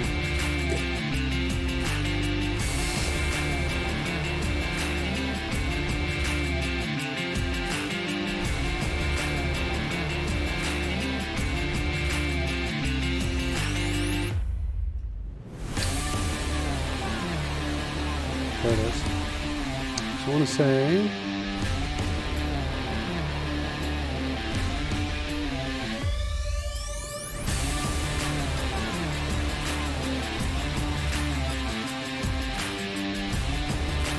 hold on.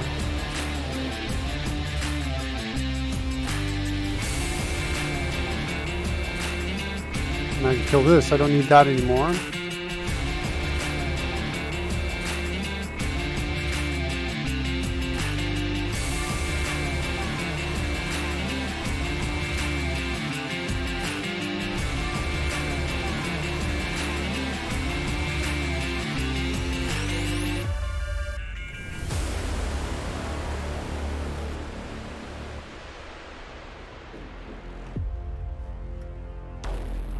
Okay, let's clear that.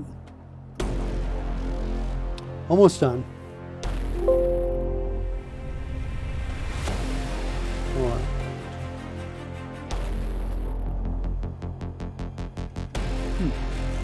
Okay.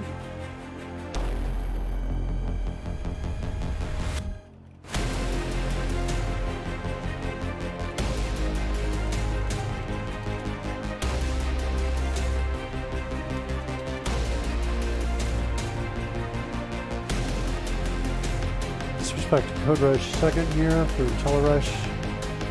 Good morning, it's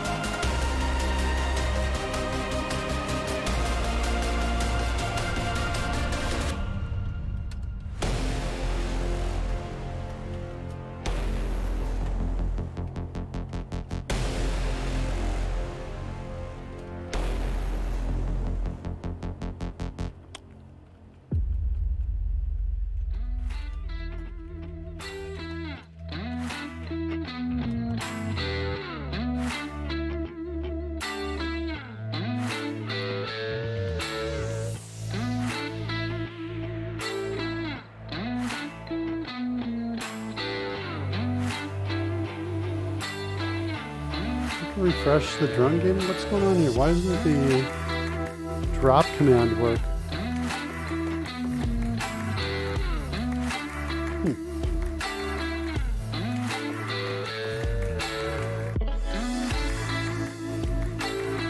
It's interesting. I'm going to refresh the drone game. See what's going on with that. All right.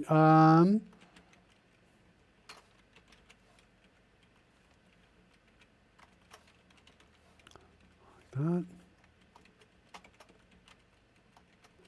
All right, so I think that's it.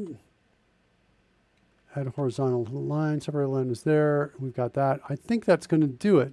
Show multiplayer results with the hidden threshold. If the hidden threshold is 0,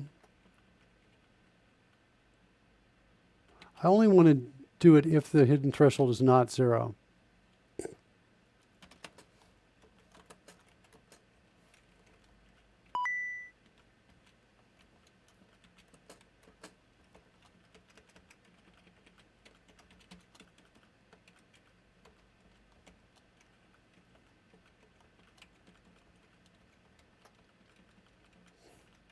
Otherwise, we're just going to, keep going. So let's do that. All right, so now let's go over to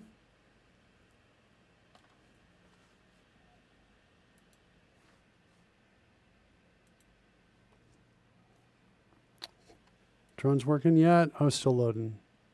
Looks like. I see the scroll bars there and over to the right, so indicating it's still loading. Or is that, no wait, that's this. Okay. Hold on, let's see. Is it working or no? Not working?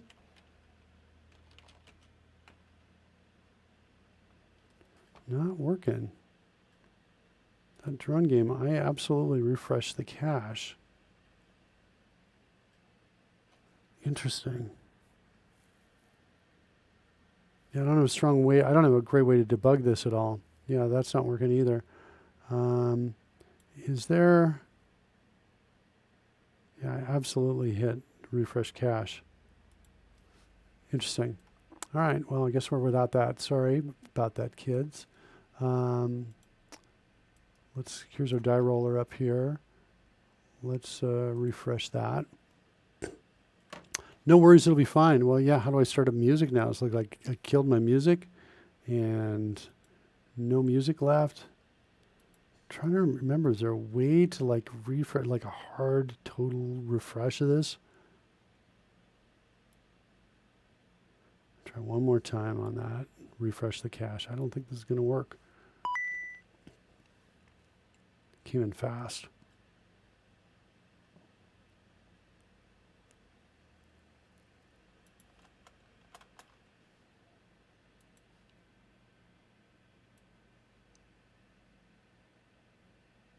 Okay, die roller's done. Let's do individuals, skill check. See if we see anything that looks like their name showing up by the die. Yes. Okay, not bad.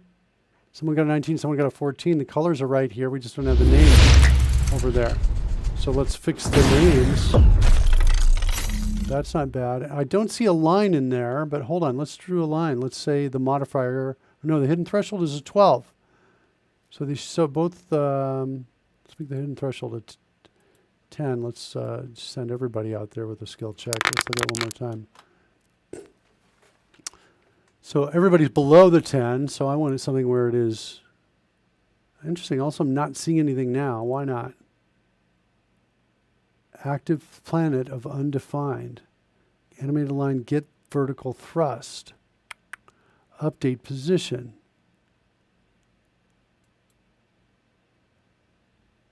Get vertical thrust is something I think, did I have to add that to text effects?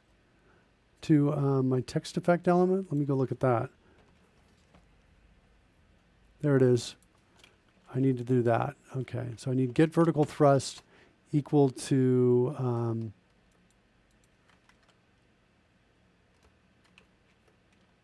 I need that here. Okay, that'll probably be what we need there. Yeah, it looks like nothing's working on that. Drop. Nothing. Wonder why that is. Let's kind of grab this and change it to the drone game, drone overlay. We can set a breakpoint here if we can look at it here and see what's in the console window, see if there's an explanation for that. Mr. Nutsbot has gone off to make some keto bagels. That might be true. The cool thing about the keto bagels is they take about 20 minutes to cook. It's about 10 minutes to mix ingredients, get it on the pan, and you want a nonstick pan or a silpat pad underneath it, and about another 15 minutes to bake them. So in about 25 minutes from beginning to end, you have something that looks and feels a little bit like a regular bagel hot out of the oven. And with butter, it's crazy good on it. Can you store the dough in the fridge and cook on demand? I don't know. What we do is we cook them. We've always just made them all at once, and then and stored those. And once you do that, you can now cut that in half and create like a sandwich with them. They make really good substitute for bread for like sandwiches and things like that. It's easier to work with if you refrigerate it first. Yeah, that's what you're saying. Well, so Karen says it's always easiest to work with if you refrigerate it first. That might be true. Okay, so here we've got this up here. What if I do a drop command now? Will it work from here? No. What's going on? What's going on in our console here? Nothing?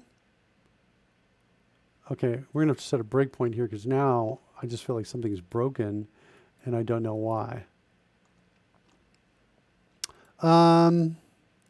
So get the vertical thrust. I've got that change out here. Let's refresh here. Let's work on the die problem first, and then we'll come over and look at the drone problem after that.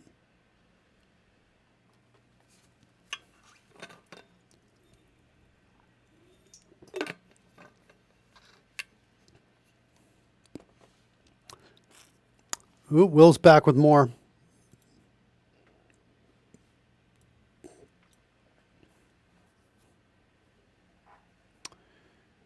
If you have variables with the same name as the properties, the call site can be simplified. Simple example. I see. And where's my test here? Test. It's going to do console log. And like, where's my run button? What did I just do, a refresh here or what? Is that what's going on? And it's going to have those. There's what that's what I'm looking for. So refresh here will give me that. Okay. All right. So I have to always pass in an object, it looks like. I can't. So I can probably do this too. Wait, what am I? Oh, I probably can't do this. I've got to give it it thinks that's a property name, I think, is what's going on maybe. Or maybe I just don't understand the syntax. Yeah. I'm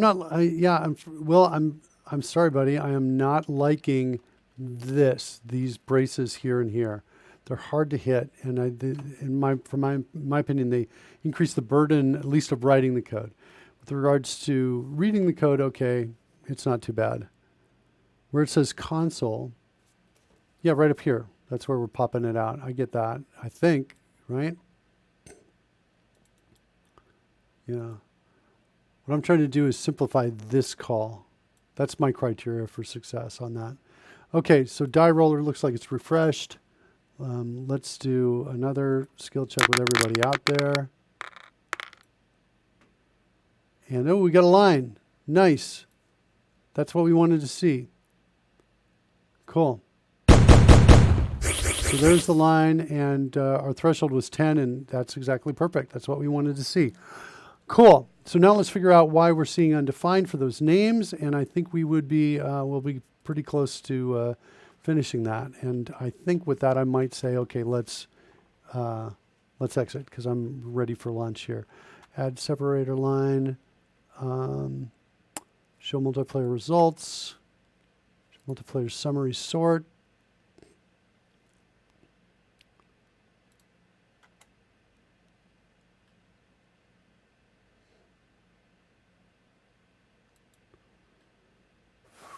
Show player role.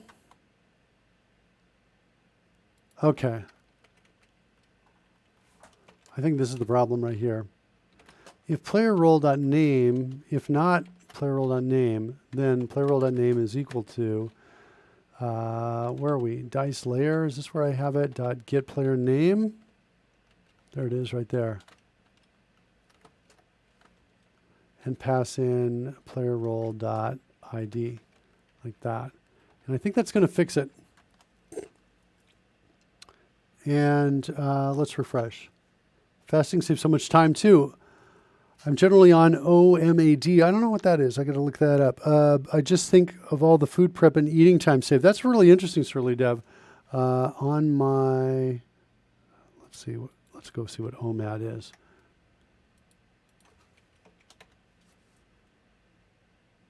Eating 1 meal a day. Got it. Okay. Cool. All right. So now with our dice roller, let's refresh.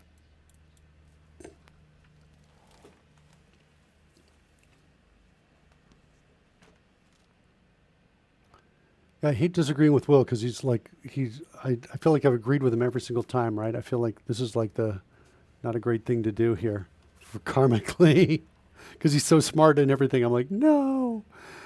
But yeah, I'm like I'm citing efficiency of writing as well as efficiency of motion. These keys require a lot of motion and precision right here and here to do. And plus I have to declare these as well. What if I just want to pass in John as, otherwise I'm looking at the other way of doing this. I guess the thing I want to do is I want to do this. I actually don't mind doing a John here in quotes followed by a 10, something like that. Certainly for, a few parameters.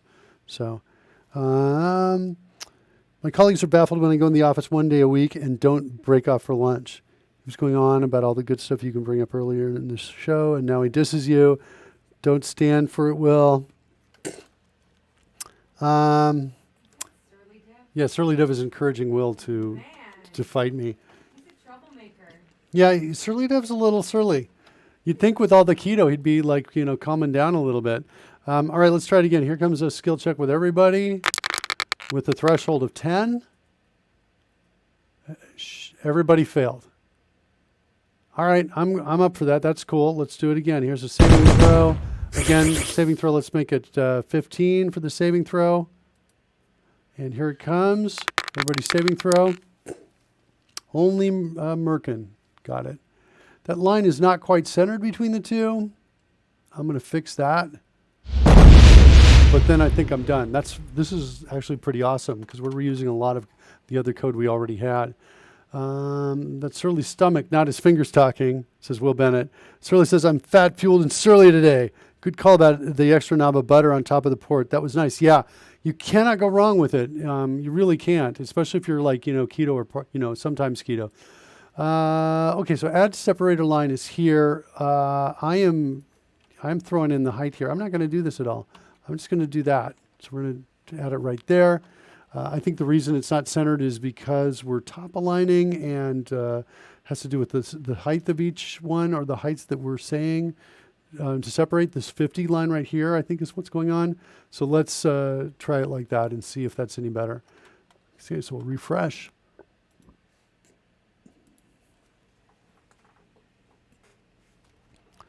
And maybe we'll take a look at drones. I don't know. Karen, you want to have lunch soon? Yeah. She says, yeah. She's saying, yeah. So we're not going to look at drones. We'll do this. It's all right. You can do it. I can go to the studio. No, I don't want to. I want to let everybody know that you are more important than anything else. Peacock. Your peacock's coming, baby. It's coming. All right, here we go. Skill check with a hidden threshold of 15 to succeed. We got 2 success. And that's looking pretty good. Even Merca succeeded, and Willie and Shimo did not. Let's also throw in a group inspiration of like 1d6 on this. So like we'll do this. So now here's what I'm doing. They can roll an extra die. I'm expecting this to work. We'll do a threshold of 18. So see what happens with a skill check and that extra inspiration. Uh-oh. The inspiration die didn't come out. Oh, wait, 1 did. Well, that didn't work. All right, I'm going to save that for tomorrow. We'll fix that tomorrow. Group inspiration. Even though I feel like it's a really fast fix, I'll save that for tomorrow. So that's it. I'm going to call it a show. I'm not giving away a copy of CodeRushed right now. By the way, if anybody's listening and wants a copy of CodeRushed without having to pay for it, let me know right now in the chat room. You've got like a couple seconds to do that, and I will reach out to you. We'll be back on Tuesday. We'll give another copy of CodeRushed to anybody who's following out there. Will Bennett says, nice stream. See ya. Yeah, nice stream, guys. I really appreciated talking about that. Michael Jolly's live. Let's get over to Michael Jolly then. Hold on a second. Let's just double check that. I like to, yep, there he is right there. We'll send you over to him. Raid the Michael Jolly and get that going. And thanks so much, everybody. We will see you on Tuesday. Wait, what's happening? Did the raid not work? I didn't hit enter on it. That's it. Here we go. Raid's going to come up in about 8 seconds here. And we'll see you all. Yeah, have a good weekend too, everybody. And take care of yourselves. We'll see you on Tuesday.